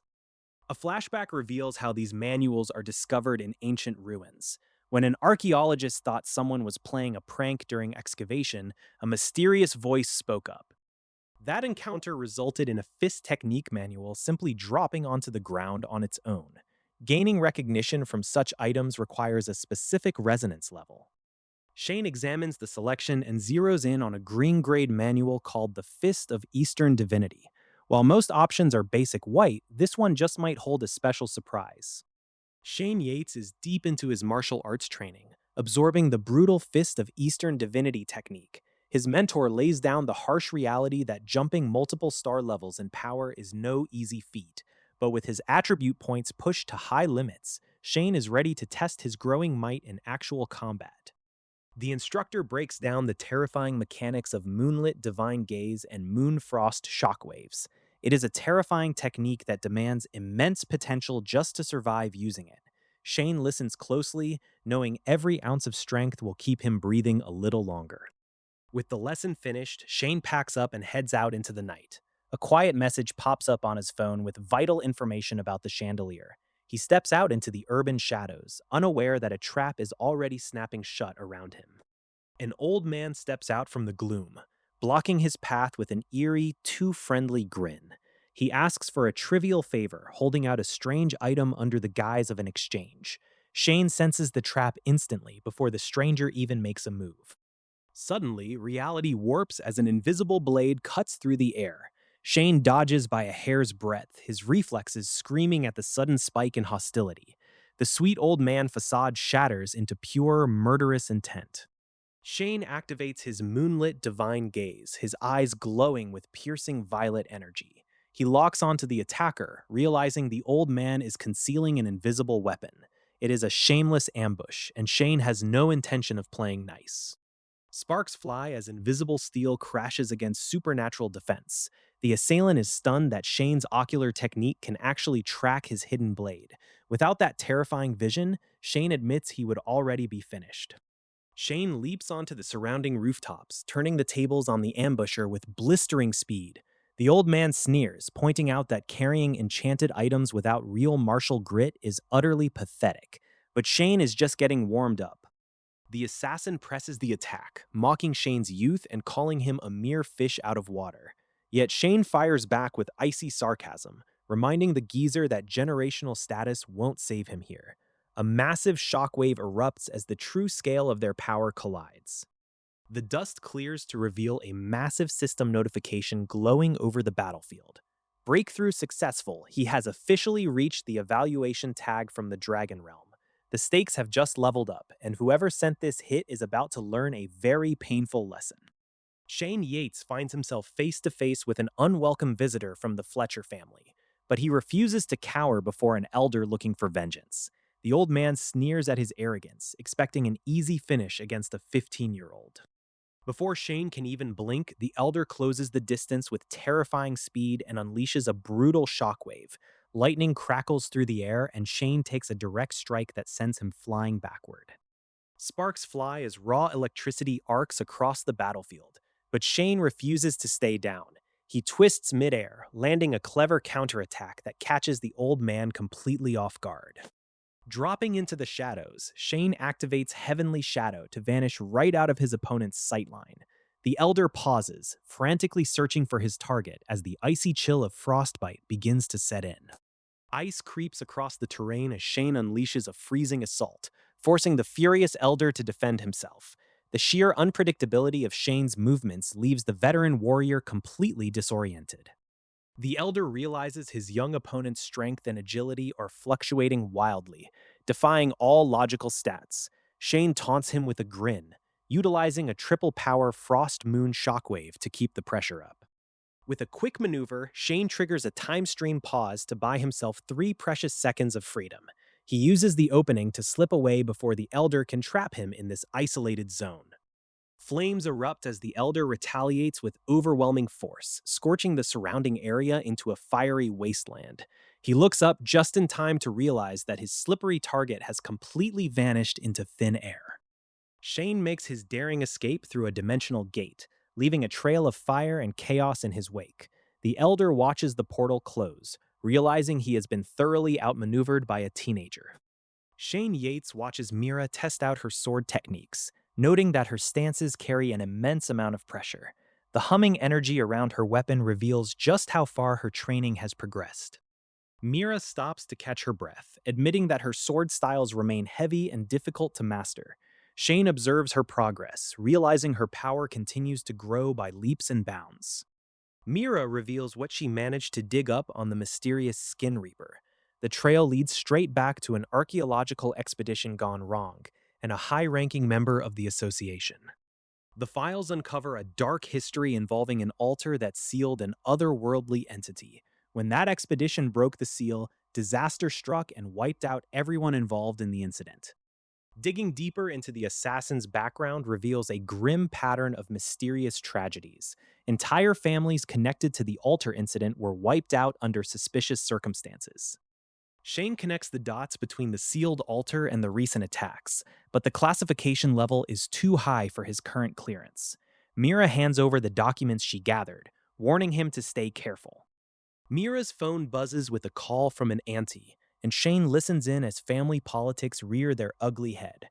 The pressure from her relatives is mounting faster than she can handle. Mira explains the hostile dynamic within her elite family, where relatives are already plotting against her father while he lies in a coma.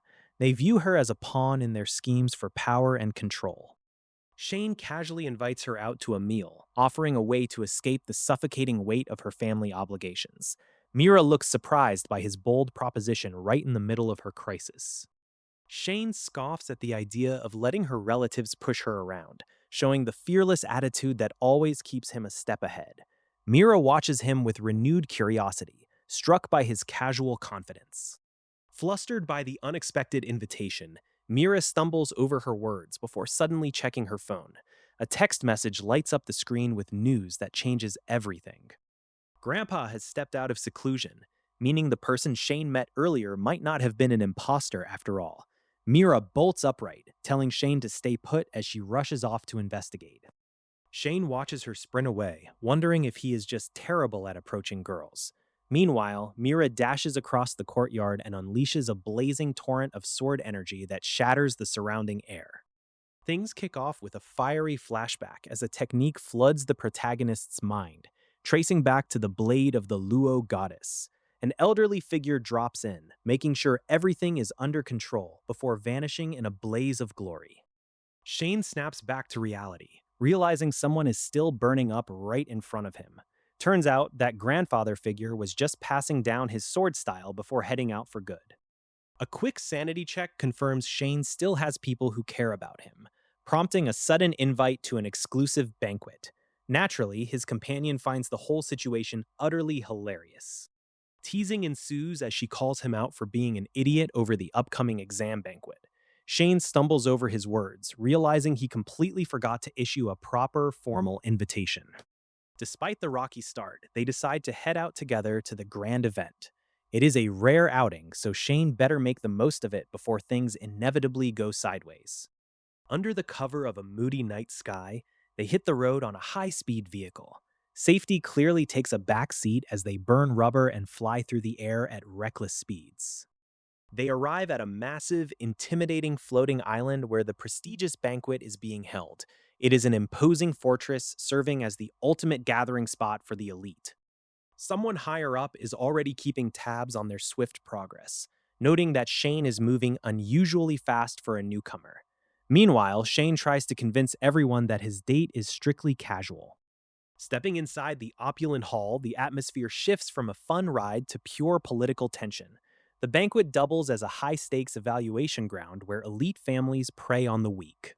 Heirs from various elite families are already circling the venue like sharks looking for fresh prey. Shane takes it in stride, wondering just how much chaos he could cause if he decided to clear the room. A sudden, heavy explosion rattles the hall as a powerful newcomer makes a dramatic entrance. The big shots are watching closely, turning this fancy dinner into a dangerous arena. Javier Weber of the Weber family steps into the spotlight, introducing himself as a four-star newcomer. Without missing a beat, he points straight at Shane and issues a public challenge.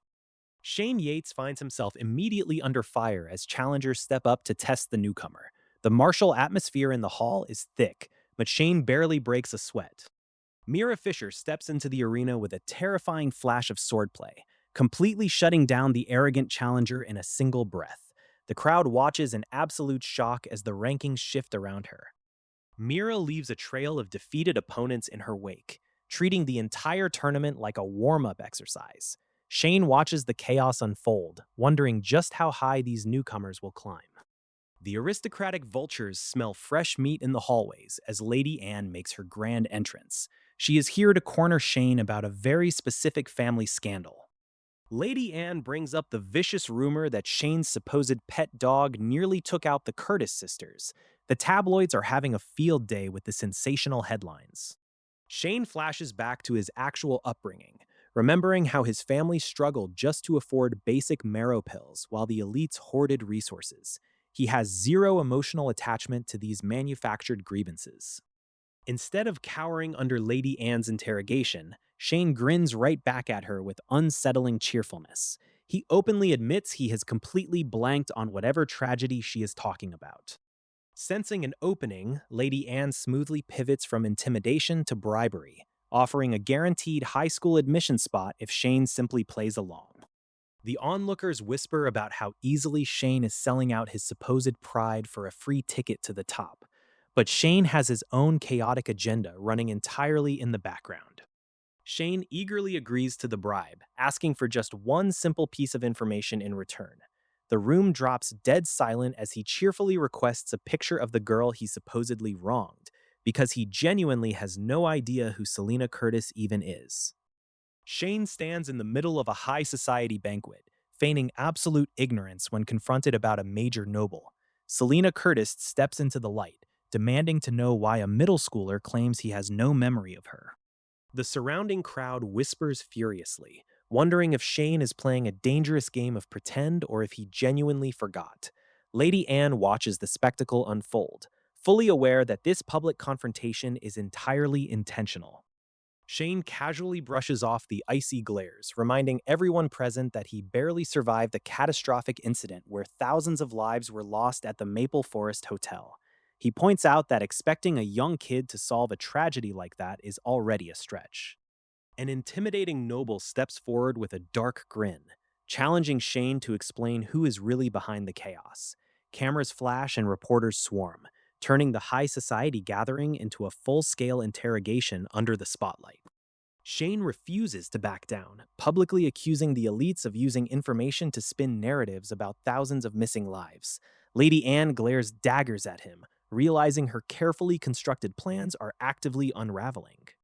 Whispers circulate through the ballroom regarding Mira Fisher and sudden rumors of an engagement. Shane drops another provocative hint, implying that the heart wants what it wants, much to the fury of the surrounding nobles. With a cold, calculating smirk, Shane sidesteps the pressure and insists he is only speaking the unvarnished truth. Beside him, Mira Fisher looks utterly shaken, her eyes wide with panic as the public spotlight zeroes in on her. A shadowed figure leans in close, whispering a chilling warning that Shane is playing with fire. The threat hangs heavy in the air, reminding him that crossing the elite families carries a permanent price. Elijah Fletcher suddenly cuts through the tension, stepping into the hall with an imposing aura of authority. He defends the family's honor, arguing that Mira would never associate with a punk like Shane. Before the argument can escalate further, Mira confronts Shane directly, demanding to know why he refuses to go home. The chaotic banquet reaches a boiling point as family ties and secret pacts collide in plain sight. Elijah steps between them with absolute finality, ordering Mira to leave with him right now. As the heavy atmosphere presses down, Elijah announces that the engagement is officially canceled. Things immediately kick off with a tense family confrontation, where clan politics and whispered threats fill the courtyard. Tempers flare as someone tries to assert dominance, grabbing a wrist and dragging the situation past the point of polite negotiation. Surging energy erupts around the space, heavy with intent and signaling that things are about to get violent very fast. A massive surge of sword intent ripples through the crowd, making everyone instantly rethink their life choices. Power Unleashed turns the courtyard into a chaotic storm zone, sending debris flying in every direction. An explosive shockwave rattles the hall, knocking opponents back with raw, overwhelming force. With the dust settling, cold words expose the heavy baggage of arranged alliances and family control. A divine weapon rattles in response to its true master, asserting an authority that completely shifts the power dynamic. Mystical resonance hums through the air as the weapon's true connection to its wielder locks in place. Spectators watch in absolute shock as the ratings and rankings shift to reflect the terrifying new reality. Rankings aren't just about personal might. Equipment, resources, and potential all feed into the brutal system score. Lady Anne takes center stage, stepping up as the new head of the Fletcher family with absolute authority. She lays bare the explosive truth behind the Curtis family's wicked campaign, exposing their schemes to eliminate Shane Yates. The assembly erupts into absolute chaos as Lady Anne drops damning evidence and video logs right in front of everyone. Cameras, phones, and notebooks spontaneously combust into roaring flames, erasing the physical proof before anyone can salvage it. Elite family loyalists immediately shout down the accusations, calling the footage fake and defending Selena Curtis's pristine reputation. They try to bully the room into submission, claiming commoners have no right to question high-ranking nobility. Shane Yates stands unflinching amidst the hostility, delivering a sharp, cold stare that cuts right through the noise. He points out the rank hypocrisy of the elite families who operate above the law while pretending to uphold justice. Quentin Bryce of the great Curtis family steps forward, brimming with arrogance, eager to teach Shane a brutal lesson. But before Quentin can even finish his threat, a sudden burst of violet lightning shatters the air around him. Shane refuses to back down, cutting Quentin off mid-sentence with a display of raw power that stuns the crowd. The elites look on in disbelief as the supposed weak commoner casually dominates the pacing of the entire room. Zach Nile steps up as the fourth-ranked fighter, flashing an obnoxious grin and demanding a match against Shane. Zach assumes he can easily crush an easy target and rack up a quick victory and better evaluation. An invisible, venomous spiritual snake coils around Zach's body, its terrifying presence hidden entirely from normal sight. Zach relies on this stealthy, invisible curse to silently torment opponents without ever lifting a physical finger. Zach taunts Shane with the invisible spiritual snake, assuming his opponent is completely defenseless against the unseen poison. He mocks Shane's audacity for challenging a five-star fighter while wrapped up in absolute overconfidence. Zach's familiar sneer twists into pure shock as Shane effortlessly perceives the writhing spiritual beast coil right in front of him. The terrifying phantom snake rears its head, radiating a killing intent meant to freeze anyone in absolute terror. Shane channels crackling violet electricity and strikes straight at the invisible entity, punching through empty air with pinpoint accuracy. Onlookers think he has lost his mind, but the elite watchers realize with mounting dread that he actually sees the curse. Zach watches in utter horror as Shane shatters his invisible technique like glass, exposing the hidden trap to the entire arena. Observers in the crowd gasp in sheer disbelief, whispering in terror as they realize Shane has already awakened the legendary Dharma Eye. The fight kicks off with Shane dodging a glowing green snake spirit, leaving his opponent stunned that someone can actually track it without proper training. Shane dances around the phantom attacks, realizing the opponent is relying entirely on a hidden aura rather than real skill. Sparks fly as blue energy crackles to life, turning the tables and shocking everyone watching from the sidelines. The onlookers whisper in disbelief, realizing this supposed nobody is holding his own against elite family bloodlines. Shane sizes up his rival with complete calm, pointing out that if they had fought earlier, things would have gone very differently. Pressure mounts as the arena warps under the strain of colliding forces, pulling everyone deeper into the chaotic exchange. With a thunderous crash, Shane lands squarely on his feet, channeling raw system power directly into his frame. The spectators stare in awe as attribute points flood into strength, completely rewriting the physical parameters of the match. A massive pillar shatters under the sheer weight of Shane's newly boosted stats, leaving his opponent panicking. Shane grabs hold of his rival, shutting down any attempts at escape while trading heavy blows back and forth.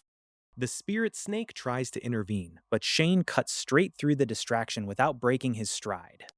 A brutal onslaught follows, leaving no room for empty threats as the tide of the battle turns irreversibly ugly. Shane delivers a chilling warning, making it clear that messing with the wrong people has an immediate and painful price. System text flashes across the vision as a special condition triggers, supercharging the Fist of Eastern Divinity technique. The finishing strike lands with devastating impact, reshaping the face of the arena and leaving the arrogant rival completely wrecked.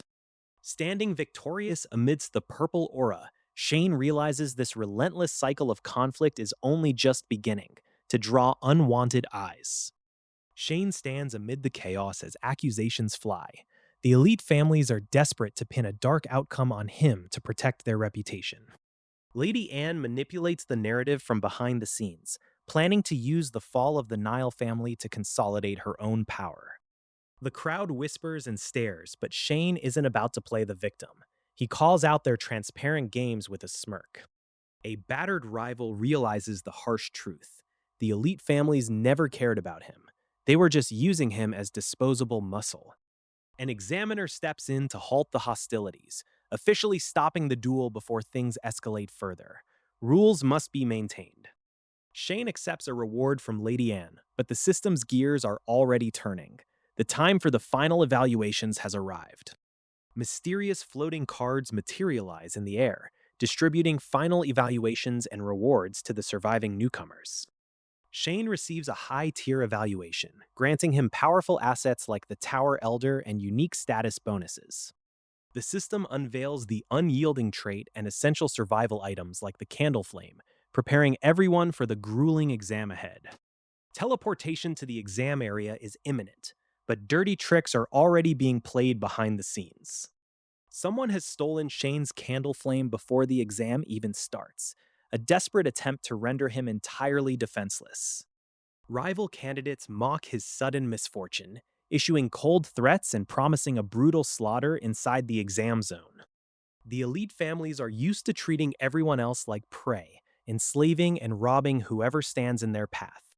Shane refuses to bow down to their oppression. He stands tall, proving that true strength isn't born from privilege. With the golden energy of the system swirling around him, Shane vows to walk this dangerous path right until the very end.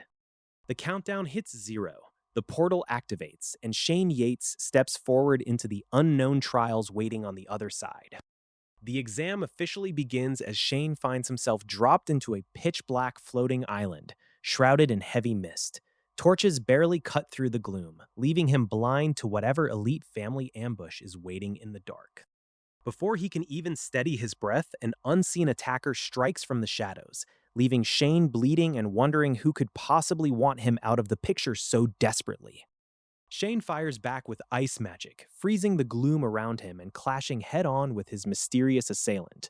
But the tide turns ugly fast when his opponent summons a towering skeleton of catastrophe right on top of him. Pinned down by overwhelming spiritual pressure and out of strength, Shane looks completely finished.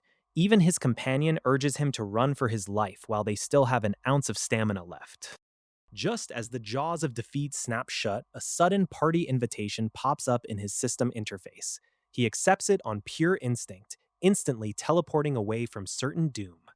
Materializing in a safer zone, Shane catches his breath while his mysterious new savior patches up his wounds. The special effect of the party card instantly doubles their combat power, turning the tables on their pursuers. The environment around them shifts dramatically as they navigate the floating ruins.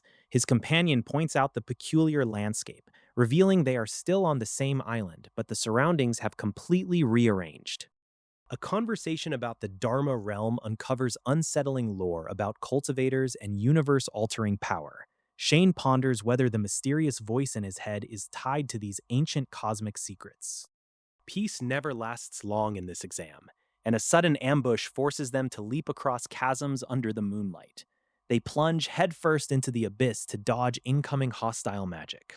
Hiding in the shadows, they spot rival candidates closing in fast with lethal intent. The ultimate goal of the first stage is reaching the island below, but survivors have to fight through ruthless competitors first.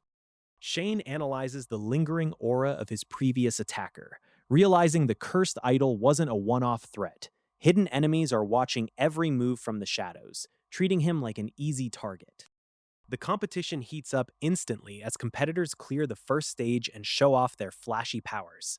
Some ride glowing swords while others pull up with giant spectral wolves like they are heading out for a casual evening stroll.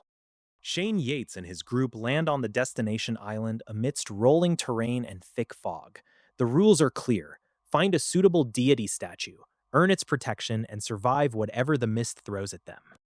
Deity statues scattered around the fog demand tributes and loyalty, but these ancient entities are far from friendly. One massive stone face tries to strike a bargain, asking for sacrifices and theatrical dances in exchange for safety. Shane has zero patience for bargaining with demanding rocks and casually attacks the statue instead.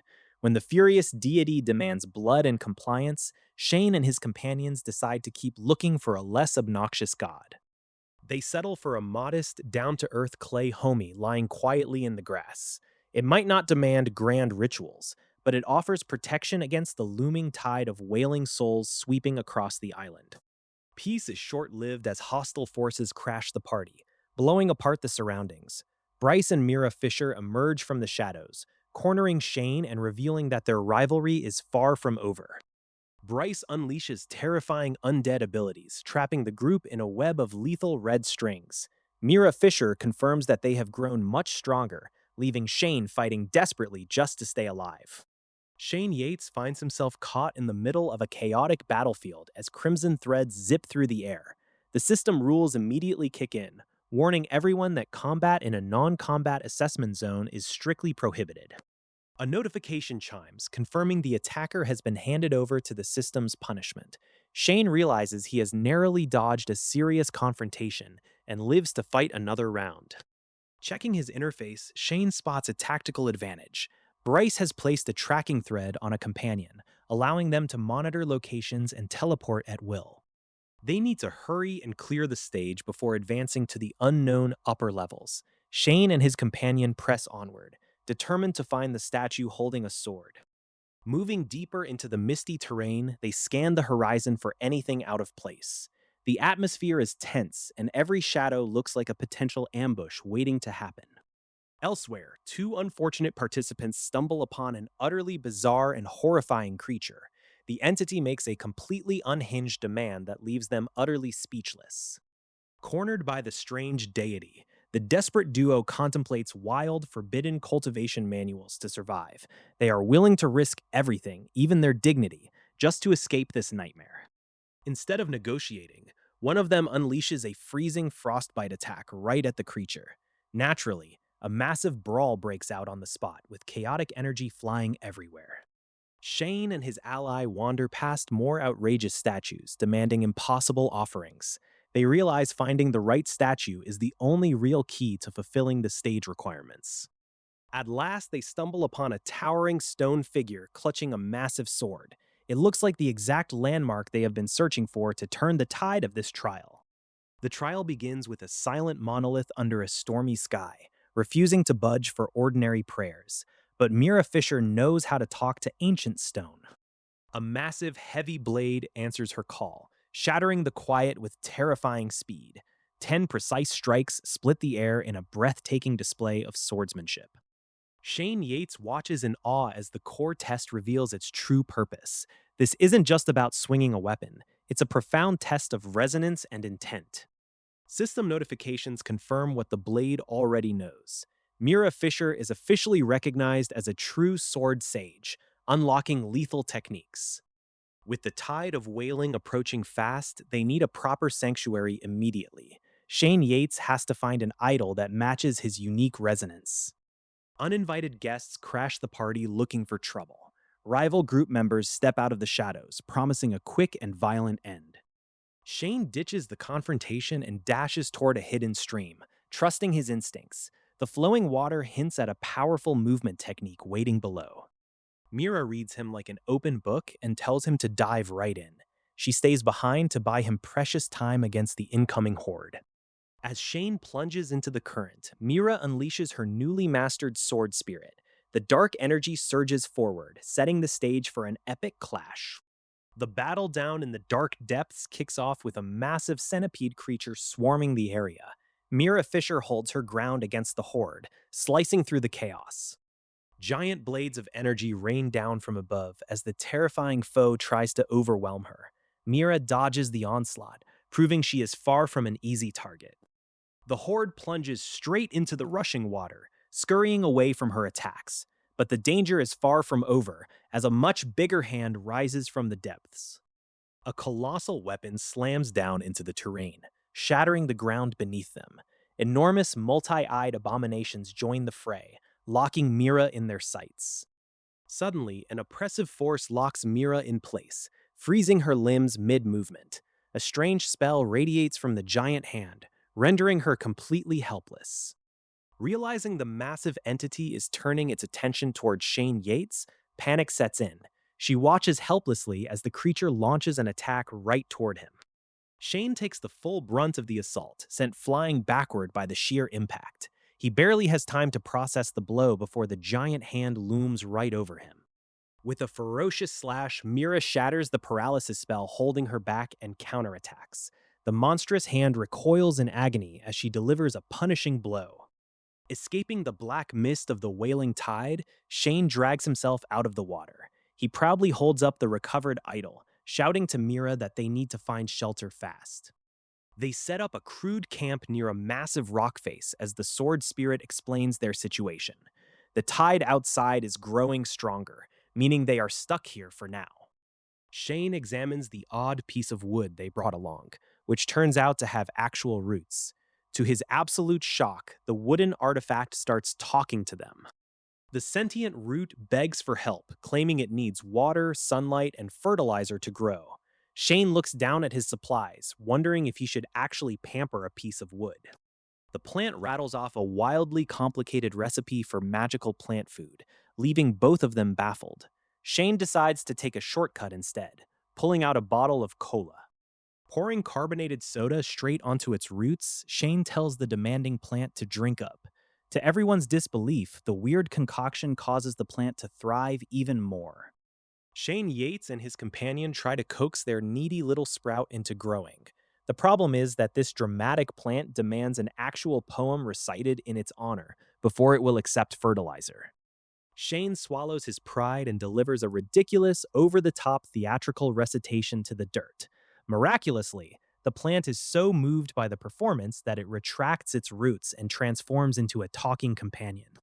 Peace is immediately interrupted as the ground starts shaking violently. A massive, towering giant with a single glowing eye bursts onto the scene, ready to crush them. The giant swings a heavy weapon with terrifying force, sending shockwaves through the red-tinted landscape. Shane and his allies have to scramble just to stay ahead of the onslaught. The magical sword tries to parry the giant's brutal strike, but the sheer impact sends metallic ringing sounds echoing across the battlefield. This opponent is not holding back anything.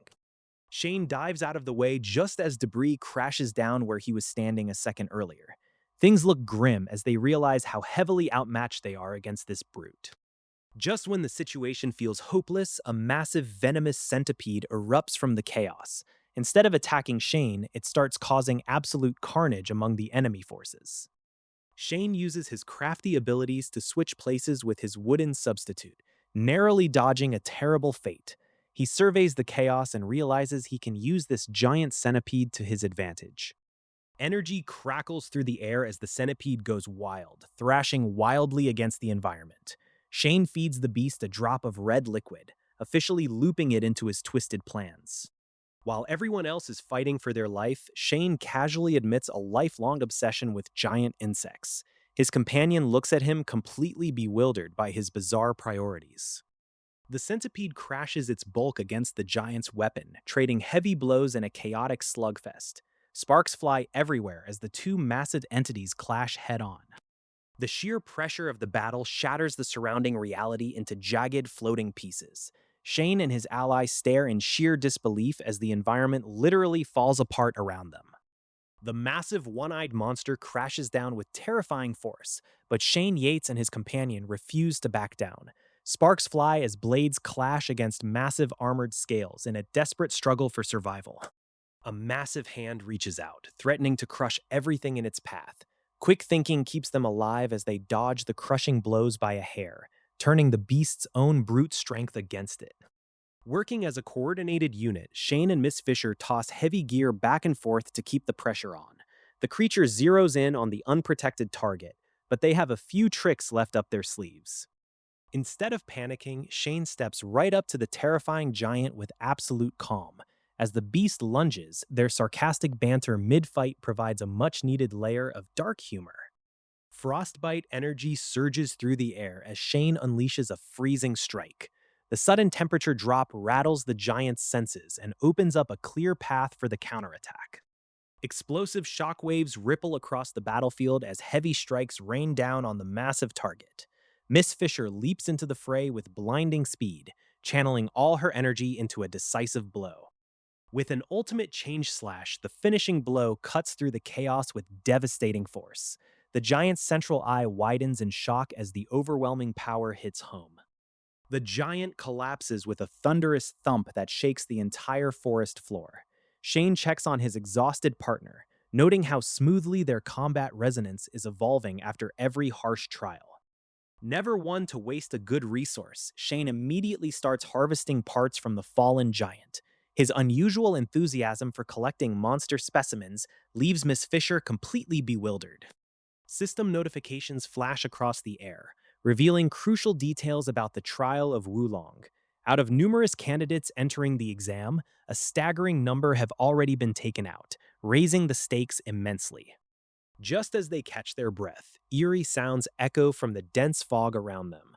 Dog barks and distant cries for help ring out through the trees, prompting immediate suspicion.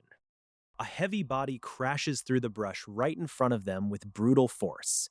Xavier tumbles into view alongside a wounded companion, looking thoroughly battered and desperate for safety. Xavier drops a chilling revelation that shatters any remaining illusion of safety in the exam grounds. An heir from an elite family is actively hunting other candidates down, turning the trial into a brutal setup. Shane Yates and his companions find themselves hunted in the middle of an exam trial. A transformed wolf beast points out that their tracker is none other than the ranked Cameron Hall. Cameron drops in without a warning, his dark aura radiating pure menace. He makes it clear that the rules they were relying on are no longer protecting anyone. With glowing eyes, Cameron mocks their confusion. He asks how Mira Fisher managed to bypass punishment earlier, setting the stage for a brutal revelation. Cameron reveals a sudden system update that changes the entire game. The exam restrictions have been entirely lifted, turning the trial into a legal hunt. Sparks fly across the interface as the system announces that all takedowns are suddenly permitted. Dolls are barred, but examinees are free to hunt each other down. The fine print reads like a horror movie script. All exits are erased, and any party that successfully finishes a rival gains a permanent strength buff. Mira Fisher tries to call him out, but Cameron just laughs off her protests. In his eyes, the strong devouring the weak is simply the fundamental law of the world. Without skipping a beat, Cameron unleashes his terrifying dark energy directly onto his targets. He views these plebeians as nothing more than stepping stones for his family.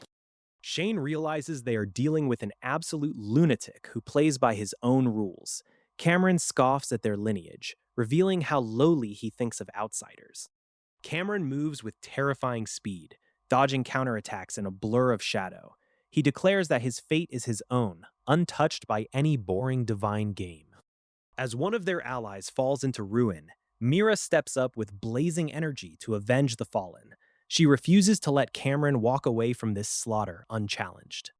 Cameron simply looms over the battlefield like a dark god, radiating an overwhelming aura. Without his divine sword, he claims Mira and Shane are entirely powerless against him. The battlefield explodes into chaotic motion as the mysterious dark attacker flashes forward with blinding speed. Mira Fisher stands her ground, her blade sweeping out to meet the onslaught before it can overwhelm them. Dark energy surges with explosive force, shaking the very earth beneath their feet. Mira refuses to give an inch, effortlessly parrying blows that would have torn an ordinary fighter apart. Swirling dark currents crash against her defenses, but Mira's swordplay is absolute. With a fluid, blinding counterstroke, she sweeps the shadow aside and steps right into his guard. The hooded assailant realizes he is dealing with a true master of the blade. With a casual flick of her wrist, Mira catches his incoming weapon barehanded, completely shutting down his offensive momentum. Sparks fly in a violent collision of steel as the fight intensifies. Mira presses the advantage, her blade a silver blur that forces her opponent onto the defensive. Red Kool-Aid paints the battlefield as vicious cuts find their mark. The hooded figure takes heavy damage, stumbling back as the overwhelming pressure begins to crack his composure. Cornered and bleeding, the assassin recognizes the sheer lethality of the Fletcher family's signature sword technique. He knows staying here any longer means getting completely taken out. Chaos erupts in the surrounding camp as dark minions lash out at the remaining allies. Panic spreads instantly among the ranks as shadowy tendrils sweep people off their feet. Deciding that discretion is the better part of valor, the enemy commander opts for a tactical retreat. He vanishes into the shadows, leaving behind a parting warning that this isn't over. Mira scans the smoky clearing, wondering where Shane managed to wander off to amidst all the madness. Her canine companion looks around alertly, picking up on the lingering tension in the air. Suddenly, the sky above them darkens as a terrifying rain of deadly projectiles comes whistling down. The attack is swift, brutal, and entirely unannounced. Mira springs into action, her blade moving in a dizzying blur to deflect the incoming barrage. Steel clashes against steel in a relentless storm of defensive strikes. High above the chaos, the enemy commanders cackle with malicious glee, certain they have Mira right where they want her. They have no idea what happens when you push Shane Yates and his allies too far. The battle reaches a frantic peak as violent tremors shake the ground and glowing magic lights up the dark surroundings. Our hooded opponent desperately swigs from a glowing vial, hoping for a miracle turnaround. A devastating frost technique shatters the earth, but the villain refuses to go down without a fight. Cracks spread across the ground as raw elemental power surges through the air. Shane Yates steps out of the shadows, completely unfazed by the desperate display of magic. The tables have turned entirely, leaving the injured foe gasping for air. Cornered and bleeding out, the defeated opponent tries to bargain with elite family ties and hidden treasures. Shane listens with dry amusement, unimpressed by the desperate bribery. A massive storage device materializes in a flash of blue light, offering up high-grade elixirs and medical gear. Shane contemplates the loot while keeping a close eye on his prisoner. A cold calculation passes through Shane's mind regarding the fallen students and the twisted logic of elite families. Mercy is a luxury in this world, and the math simply does not add up. Without hesitation, Shane finishes the job, leaving no loose ends behind in the crimson-soaked dirt. The harsh reality of survival in the boundless realm demands absolute finality. The system chimes in with a stat boost, rewarding Shane for taking down another contestant in the grim trials. Every eliminated rival makes him stronger, pushing him further ahead. Looting the fallen storage device yields valuable gear, but Shane knows better than to leave incriminating evidence around. Elite families possess unfathomable tracking methods, meaning the crime scene needs a thorough cleanup. Sudden fiery projectiles streak through the twilight sky, turning the cleanup operation into an immediate tactical retreat. More unwanted guests have arrived, eager to claim their own share of the carnage. Shane bursts into motion as explosions bloom across the landscape, collecting bonus rewards and attribute points from the chaotic environment. Every approaching spark represents another potential challenge to overcome. As the dust settles slightly, Shane counts the glowing lights of life surrounding him in the dark woods. The tally climbs higher, revealing a total of 8 people nearby, and the hunt is far from over.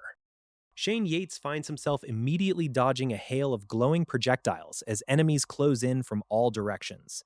The forest lights up with violent explosions, but Shane refuses to slow down. His pursuers try to coordinate their encirclement, communicating via comm devices to trap him from the east and north. Shane spots a tiny gap in their formation and dashes straight through it. Leaping through the canopy, he realizes something is terribly wrong. They are not just guessing his position, they have a real-time tracker locked onto him. An enemy lunges from the foliage, but Shane spins around and launches a ferocious counterattack. A flurry of close-quarter strikes leaves his opponent reeling and coughing up red Kool-Aid. He pushes the advantage, slamming into his attacker with overwhelming force. The sheer power sends his foe flying backward through the air like a discarded ragdoll. Nearby, arrogant hunters argue over who gets to claim the bounty on Shane's head. They assume he is an easy target, completely underestimating the danger standing right in front of them. Shane closes the distance in a flash, turning the tables on an overconfident hunter. A brutal, surprise poke catches his target completely off guard. Just as it looks like it is game over, a mysterious system passive triggers to keep Shane fighting. His stats flare up, revealing the brutal truth behind the elite family's hunting exam. The exam area is crawling with hunters looking for a bounty on Shane Yates. Explosions rock the perimeter as elite family members close in for the kill. Shane knows staying in the exam zone means immediate elimination or worse. He sprints through the chaotic terrain while desperate communicators crackle with panic. Communication lines light up as rivals coordinate their ambush. Shane realizes he is completely surrounded by elite forces determined to finish him off. System notifications confirm parties dissolving left and right as the hunt intensifies. Round 3 of the wilderness survival test pushes every participant to their absolute limit.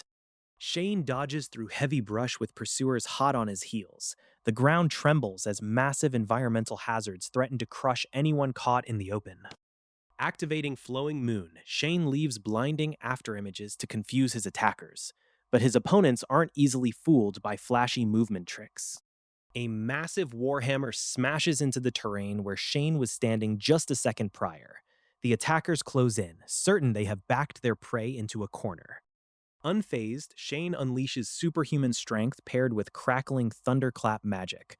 Arcs of purple lightning erupt from his palms, shocking the frontline ambushers.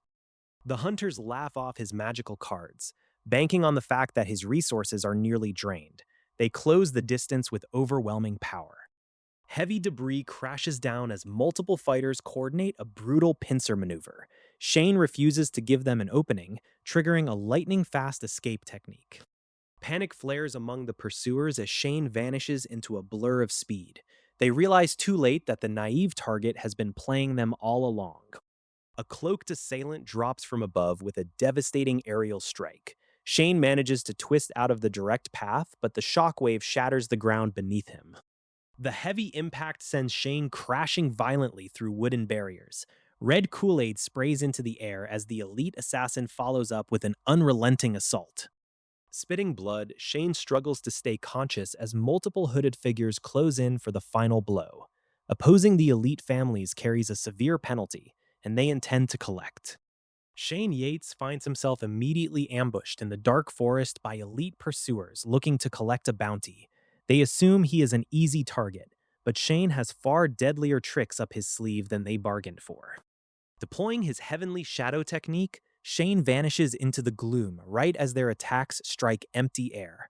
Before his hunters can process what is happening, he slips past their guard in a flash of motion. Panic sets in as the pursuers realize their target has completely vanished from their sights. Their intel is clearly garbage, and the tables are turning faster than they can track. A sudden spray of red Kool-Aid catches the group off guard as Shane initiates his counterattack from the shadows. He strikes with ruthless efficiency, proving that underestimating him is a fatal mistake. With midnight passing and the moon waning, this forest becomes a domain where Shane's shadow arts reach maximum potency. He leaves a trail of swift retribution behind him in the dark. Elsewhere in the woods, rival groups bicker over exam rules and try to outmaneuver one another for the glory of taking out Shane first. They have no idea the hunter has already become the hunted. The atmosphere grows heavy as Shane surveys his next move from the canopy above. The tables have officially flipped, and it is his turn to hunt down everyone who dared to track him. More hunters discover the grim aftermath left in Shane's wake, panicking at how easily a supposed low-tier target is wiping them out. They realize too late that caution was required. Dividing their forces to search the dense thickets, the remaining bounty hunters fan out through the trees. They are desperately trying to locate the injured Shane before he picks them off one by one. An arrogant pursuer laughs off the danger, convinced he has finally cornered his prey in the brush. He reaches out to grab what he thinks is Shane, walking straight into a trap. The trap snaps shut as shadowy tendrils erupt from the ground and envelop the shocked hunter. He turns around only to realize he has stepped right into the jaws of a nightmare. Cries ring through the forest as allies rush toward the commotion, screaming that they have finally found Shane. They charge in for the glory, completely blind to the horror waiting for them. They find a gruesome sight suspended from the branches above, sending a spike of absolute terror through their veins. As the detached head speaks to them with eerie calm, the horrifying truth sets in. Shane Yates drops right into the middle of a chaotic ambush, surrounded by hostile combatants who immediately start hunting him down. The elite heirs think they have the upper hand, but Shane is far from an easy target. Dark magic flares across the clearing as the attackers try to overwhelm him with shadowy projections. But Shane keeps his cool, reading the battlefield like a seasoned strategist while red Kool-Aid starts to spray. Hidden voices whisper through the trees, coordinating the strike from the underbrush. Shane spots the positioning instantly, turning the tables on the ones who thought they were doing the stalking. A shadowy figure sneers from the sidelines, issuing arrogant commands to make the elite families taste what it is like to be hunted. They wanted a show, and Shane is about to give them a disaster class. Someone in the shadows lets out a startled gasp as Shane pulls off a technique they never expected from a third-rate rookie. The tables turn so fast the attackers barely have time to register it. Felix takes a nasty hit, gasping for air as the skirmish turns brutally physical. The elite backup scrambles to cover the wounded before the situation completely unravels. Blades clash amidst the foliage, sending a violent squelch through the humid air. Shane weaves through the chaotic flurry, slipping past defenses like a ghost. Fingers brushing against bark, Shane uses the shadows to vanish right out from under their noses. The frustrated pursuers lash out at empty space, completely losing track of their target. Frustration boils over among the arrogant heirs as they realize this forest is working against them. One of them suggests a radical solution. If they cannot catch him, they will simply burn the whole place down.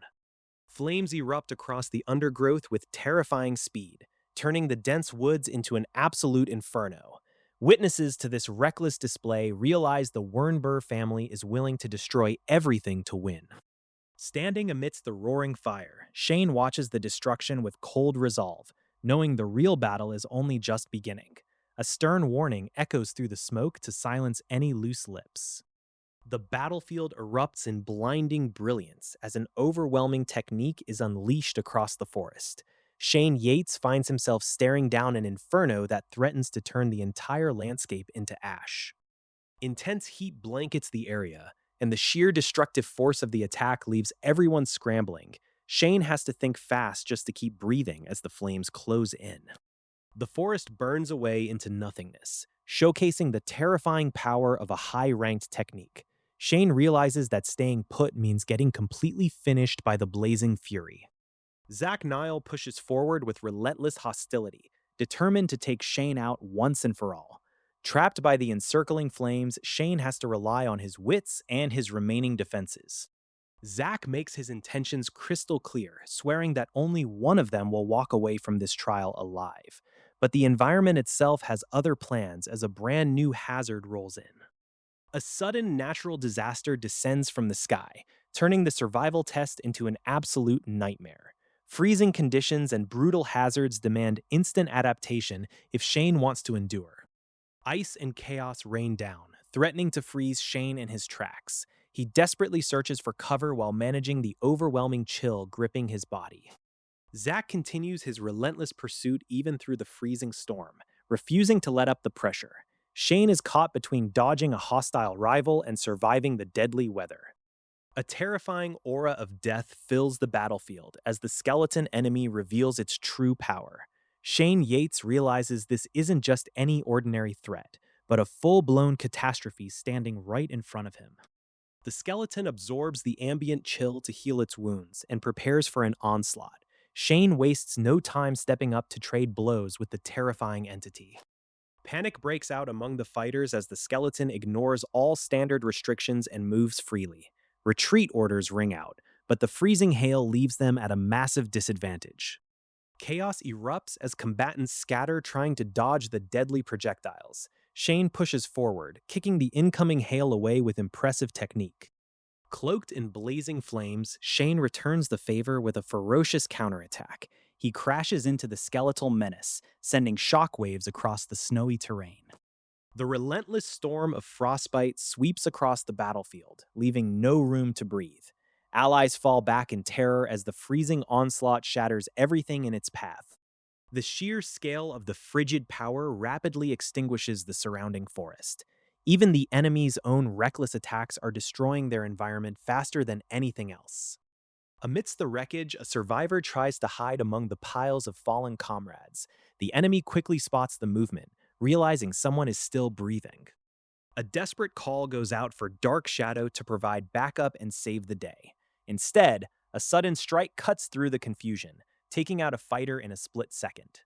Shane watches the brutal unfolding events with a cold, calculating gaze. He sizes up the situation, questioning what the mysterious green serpent hiding nearby is actually planning. To everyone's absolute shock, the skeletal entity suddenly speaks up. The glowing green serpent casually reveals its profound understanding of the situation, leaving Shane completely stunned by the twist. Shane finds himself face to face with a towering snake-like entity that immediately starts questioning his presence. Instead of panicking, Shane tries to talk his way out of it like a seasoned negotiator. The creature isn't here for a chat. casually dropping ominous warnings about nests for bestial burial grounds. Shane realizes diplomacy has officially left the building. Before he can even process the threat, the sky opens up with a literal rain of fire. Meteors begin hammering the landscape, turning his peaceful stroll into an active disaster zone. Thinking on his feet, Shane grabs a wooden door to use as an improvised shield against the blazing inferno.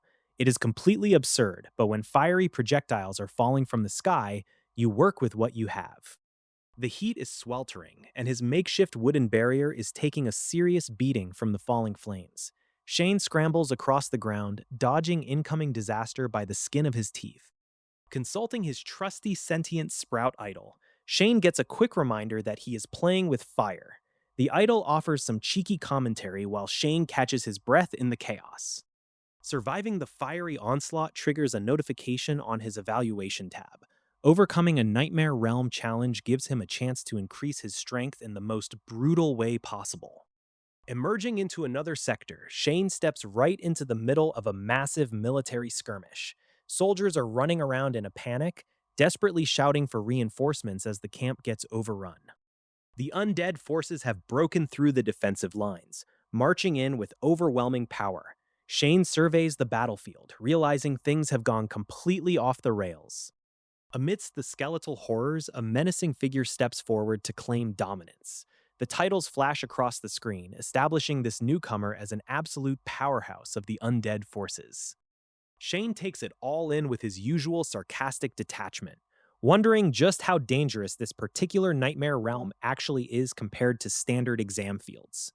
Shane Yates finds himself face to face with a towering entity, surrounded by a terrifying array of glowing tags and titles. He realizes he needs a very good excuse right now, or things are going to get extremely messy. Completely surrounded by supernatural heavy hitters, Shane talks fast to convince the terrifying figure he is an ally. He claims he is searching for Prince Norton, spinning a frantic story to buy himself a way out. Reviewing his previous accomplishments, Shane reflects on how he managed to climb the ranks with clever paperwork and sheer cunning. Over 90% of the profits from his work went straight to padding his pockets. The Dark Forces discuss an elaborate scheme involving illusions, economic sabotage, and turning the human factions against each other.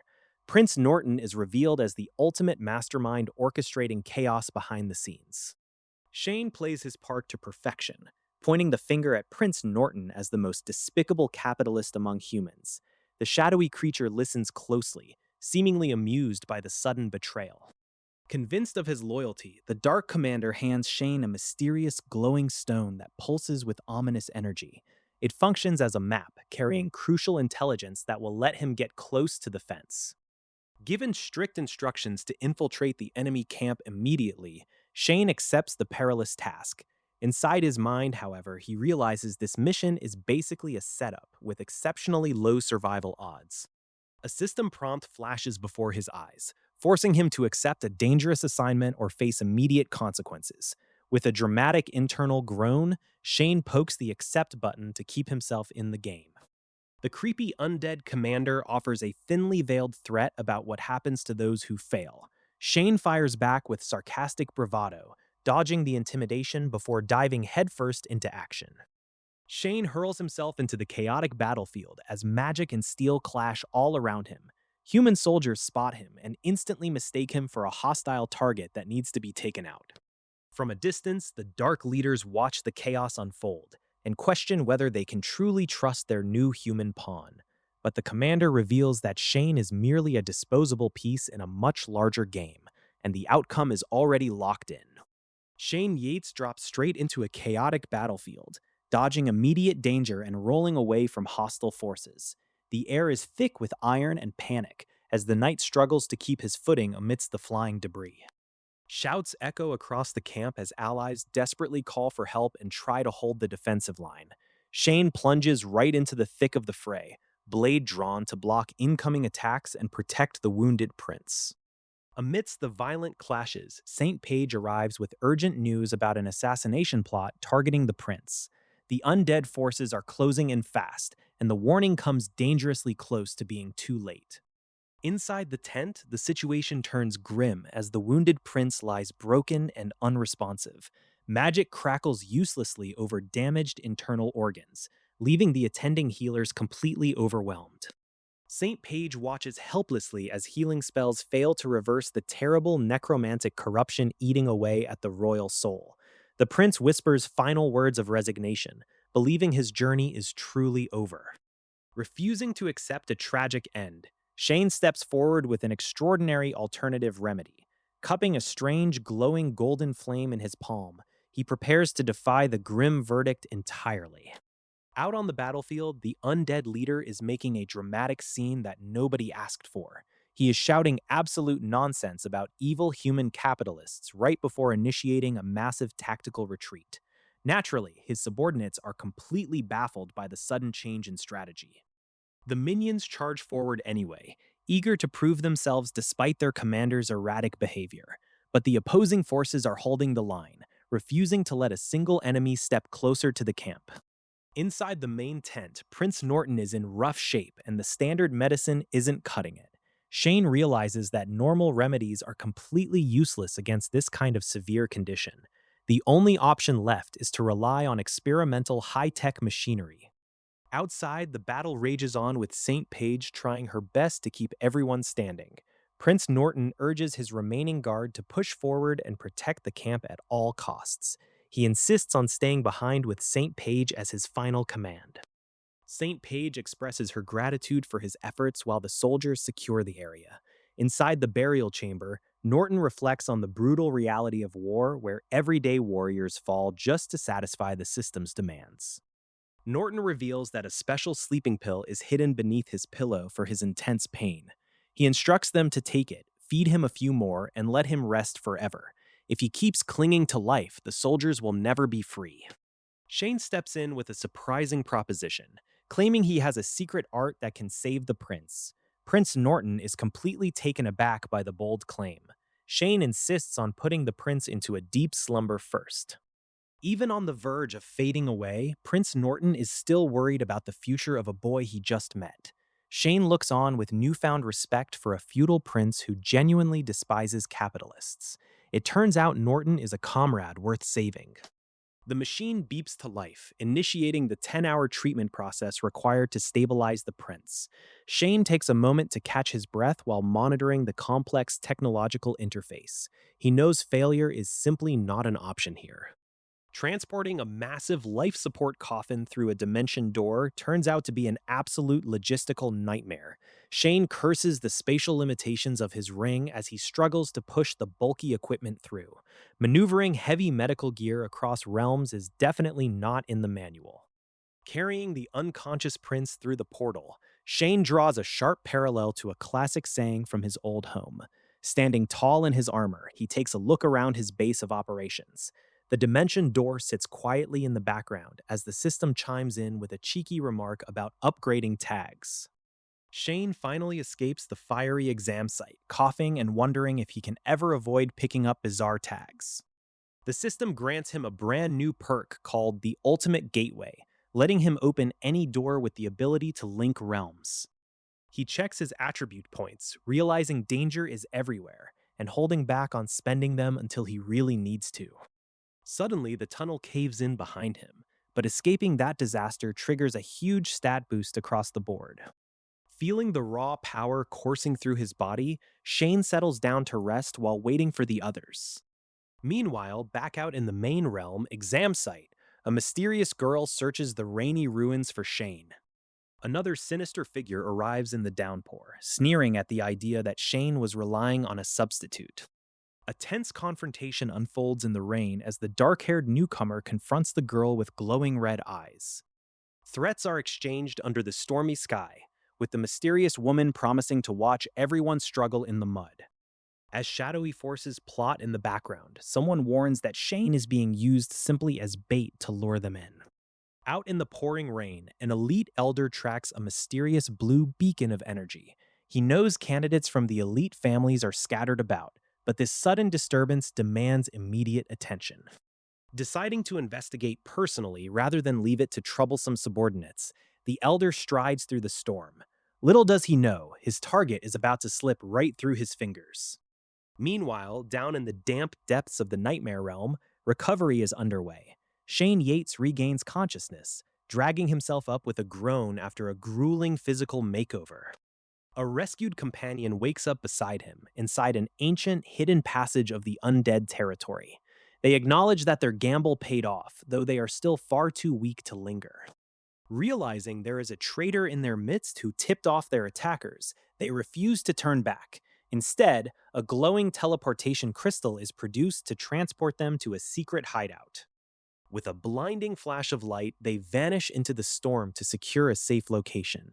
Shane steps up to fulfill his duty as guard, determined to scout the surrounding dense forest without fail.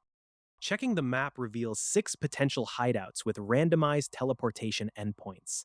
Shane takes a moment to strategize, knowing he must secure the area before returning to the examination site. Confident he can slip away for a few minutes, Shane whips up a doorway using his Link Realms ability. Opening an exit back to the undead tunnel system gives him a seamless bridge between worlds. He steps through the ultimate gateway into the rainy tunnel, confident he can come and go as he pleases. But the moment he arrives, a massive surprise explosion shatters the quiet. Someone is already here, and they just obliterated his decoy substitute with terrifying force. Sudden blades sweep through the air, forcing Shane into an immediate, desperate evasion. The Elder drops down from the storm, sneering that no monster can truly hide no matter how hard it tries. He corners Shane, mocking the idea of an old man taking a college entrance exam at this age.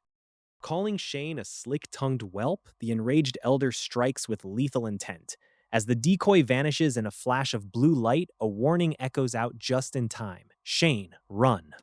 Shane realizes his opponent is fast, but his own spatial abilities are leagues ahead in speed. He unleashes a devastating wave of energy that tears through the surroundings. The sheer force of the blast creates a massive shockwave, shattering the storm-lashed terrain and leaving his attackers scrambling to react. Yet when the dust settles, the enemy is seemingly unscathed, leaving Shane to wonder if he just hit a decoy or a card-based substitution. A veteran observer hidden in the shadows watches in utter disbelief. He has never seen anyone pull off tricks quite like this kid before. Inside a secure hideout, Shane slips back through a glowing red doorway, fuming over how desperate his enemies are getting with these ambushes. He strategizes with his ally, pointing out how they successfully turned the tables by wiping out a large swarm of the enemy's forces. Suddenly, a series of heavy knocks echoes at the door. Someone unexpected has tracked them down to this exact location. It is Lord Freg, accompanied by ominous energy. Shane quickly realizes he is caught between a rock and a hard place. The traitorous noble collapses to the floor in a heap, having completely lost control over his own fate in front of the looming threat. Lord Freg demands terrible retribution, refusing to let his targets escape with a quick and painless end. Freg reveals his own inner flame of life to draw out the enemy, hoping to burn his foes to ashes in front of all humanity. Yet this foolish move causes a massive breach in the dimensional barrier, threatening to tear the entire hideout apart. Shane seizes the split-second opening, activating his ultimate gateway right as the terrifying entity closes in for the strike. A spatial summon tears through reality itself, dragging the towering monstrosity right into the path of an incoming catastrophe. As the dust settles over the ruined landscape, the veteran watches in absolute shock as the fabric of space collapses around them. The trap springs shut, dropping our masked adversary into an unfamiliar disaster zone. It takes a moment to realize the spatial summon was a setup all along. The target? None other than Shane Yates. Accusations fly fast as the heavy hitters realize they have walked right into a human's game, but there is no time for regrets when orders ring out to take him out immediately. Our cloaked opponent curses his own foolishness for trusting a human teleportation spell. Still, arrogance dies hard, and he vows to handle this catastrophe before dealing with Shane.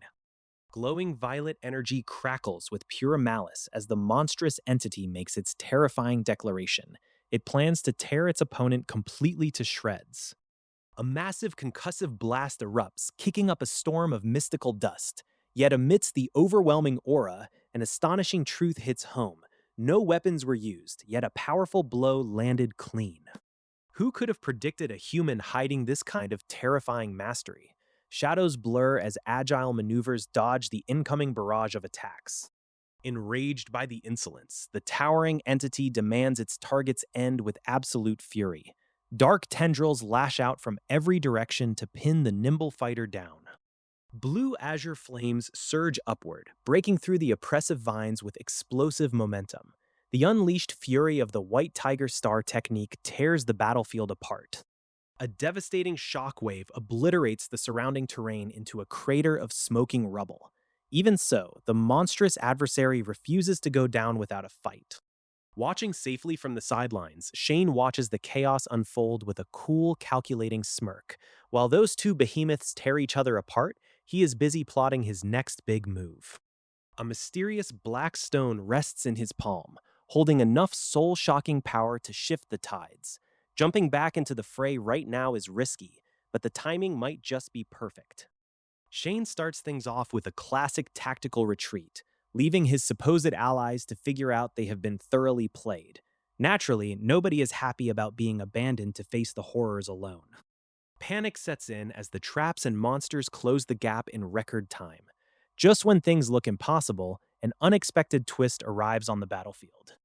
There is no time to catch a breath as relentless shadowy spikes rain down from every direction. Shane weaves through the chaos, dodging by the absolute skin of his teeth. Surrounded by a lethal cage of bone and shadow, Shane unleashes a fierce counteroffensive. Blue energy crackles to life as he channels a massive surge of power. The sheer force of the blow sends shockwaves rippling across the entire area, knocking enemies off balance. Shane wastes zero time making his daring escape upward. He hits the gateway with maximum style and zero hesitation, vanishing right through the barrier. His pursuers smash into the remnants of his trap, completely fuming.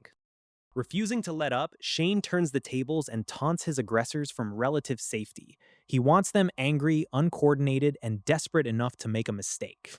The enemies charge headfirst into his web of traps, unleashing a devastating chain reaction. Massive purple shockwaves tear through the terrain as the explosive payload goes off. Emerging from the smoke, the surviving opponents realize just how thoroughly Shane has outmaneuvered them. Vowing payback, they brace for an all-out offensive.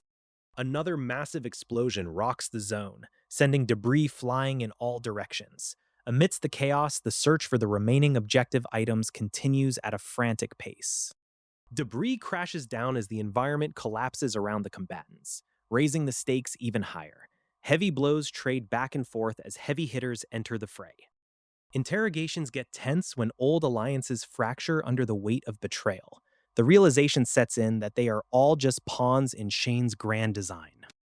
Desperate times call for desperate truces as the remaining fighters agree to pool their hatred toward Shane.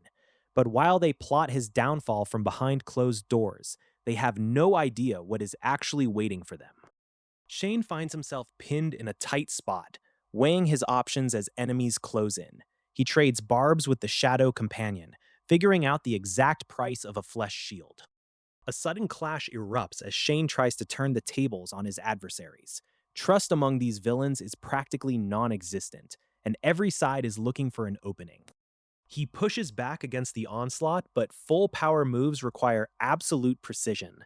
A quick grab turns the tide of dialogue into a messy mutual accusation.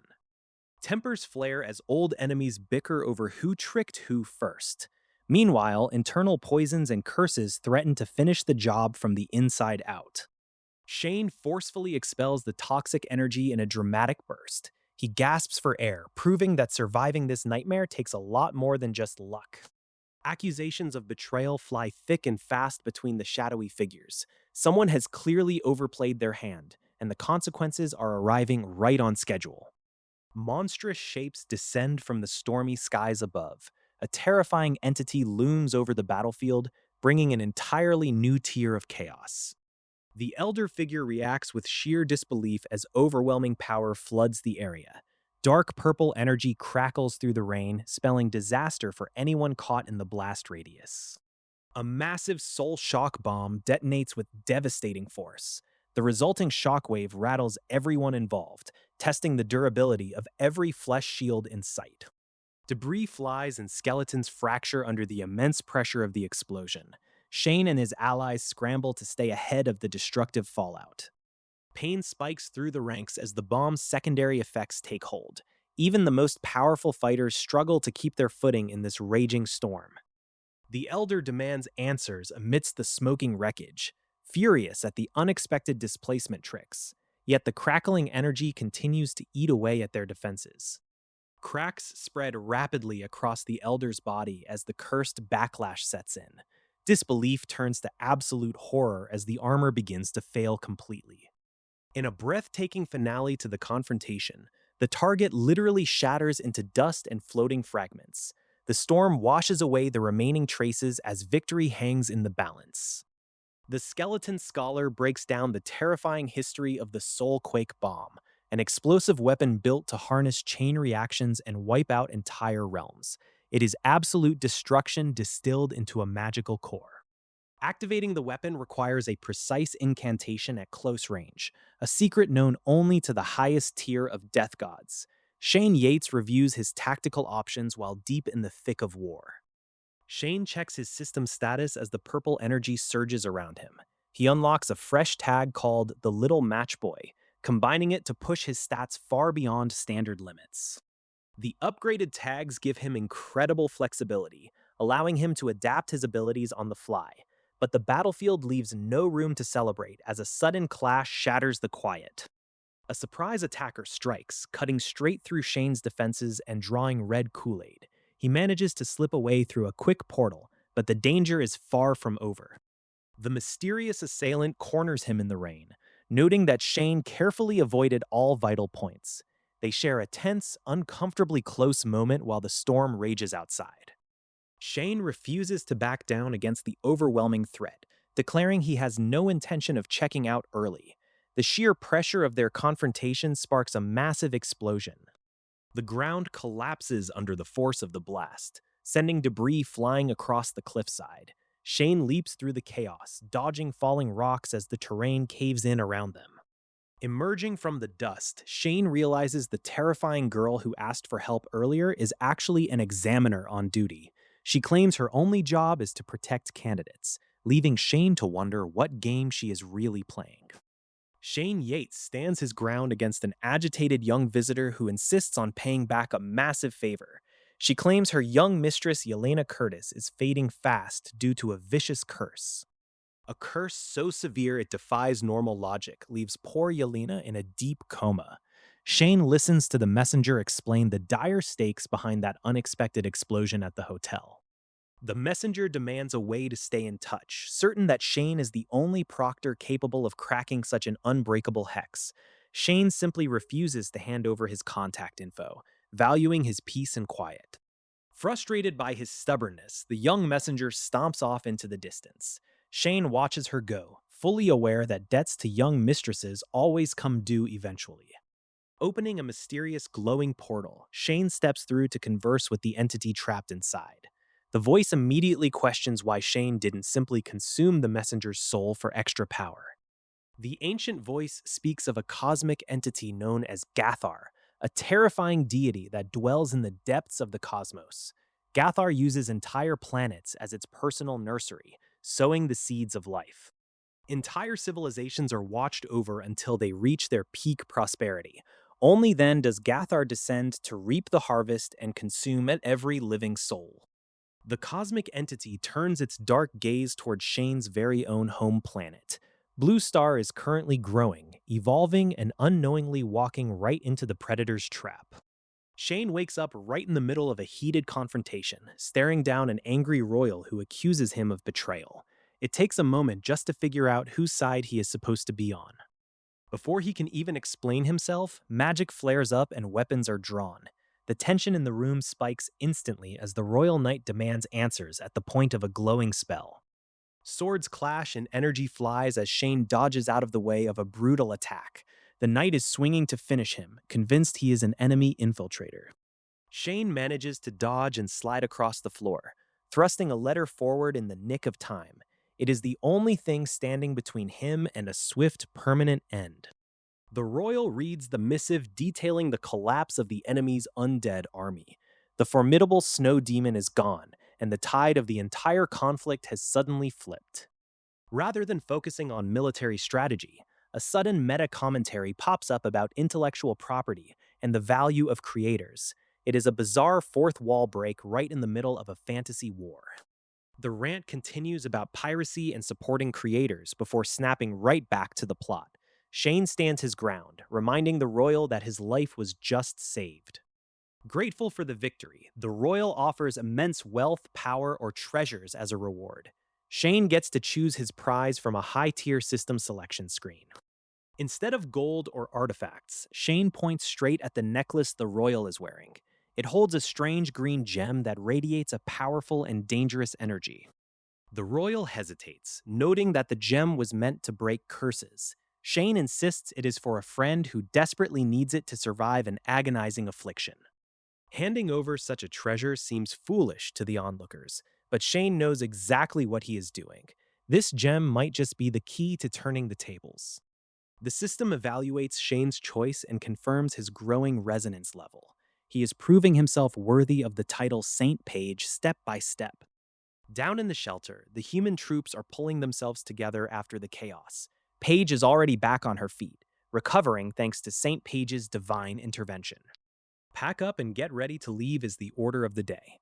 A quick look around the room reveals someone left first to save a friend, keeping the team dynamic interesting. A mysterious gem sits on the table like a random rock waiting to be picked up. Shane takes it, wondering what kind of weird test or trap is waiting next. Healing magic works wonders, but the conversation gets cut short when Shane hangs up on someone before they can finish. Rude, sure, but he has bigger fish to fry.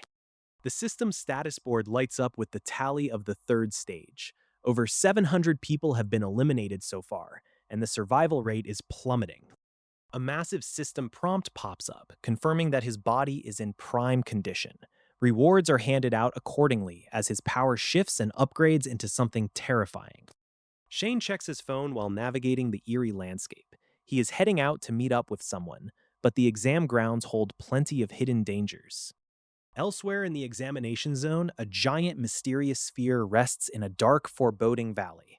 The atmosphere here is thick with tension and unanswered questions. A figure in white robes strides across an intricate magical circle on the ground. Old acquaintances cross paths in unexpected places, and the conversation immediately turns sharp. Accusations fly about hiding true strength and skipping card rankings just to avoid boredom. But small talk ends the moment a blazing ring of fire appears in the air. The divine weapon flares up with intense, roaring flames. The sheer heat of the solstice blaze erupts outward, filling the screen with destructive energy. Shock ripples through the group as someone asks if Darren is behind the solstice blaze. Could he really be gone? The rumor mill starts grinding instantly. Vengeance is sworn amidst the flames, with the vow to use the divine weapon to settle old scores. A pair of glowing eyes watches the chaos unfold from the shadows. A confrontation erupts over the divine weapon as raw power clashes head-on.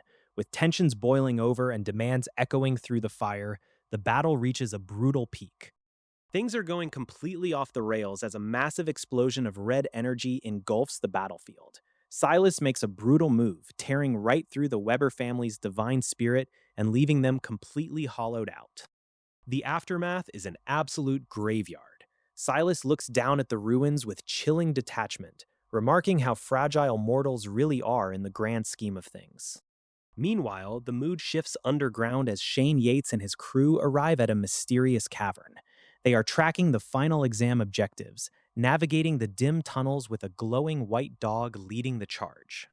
A glowing system prompt pops up to brief them on the situation.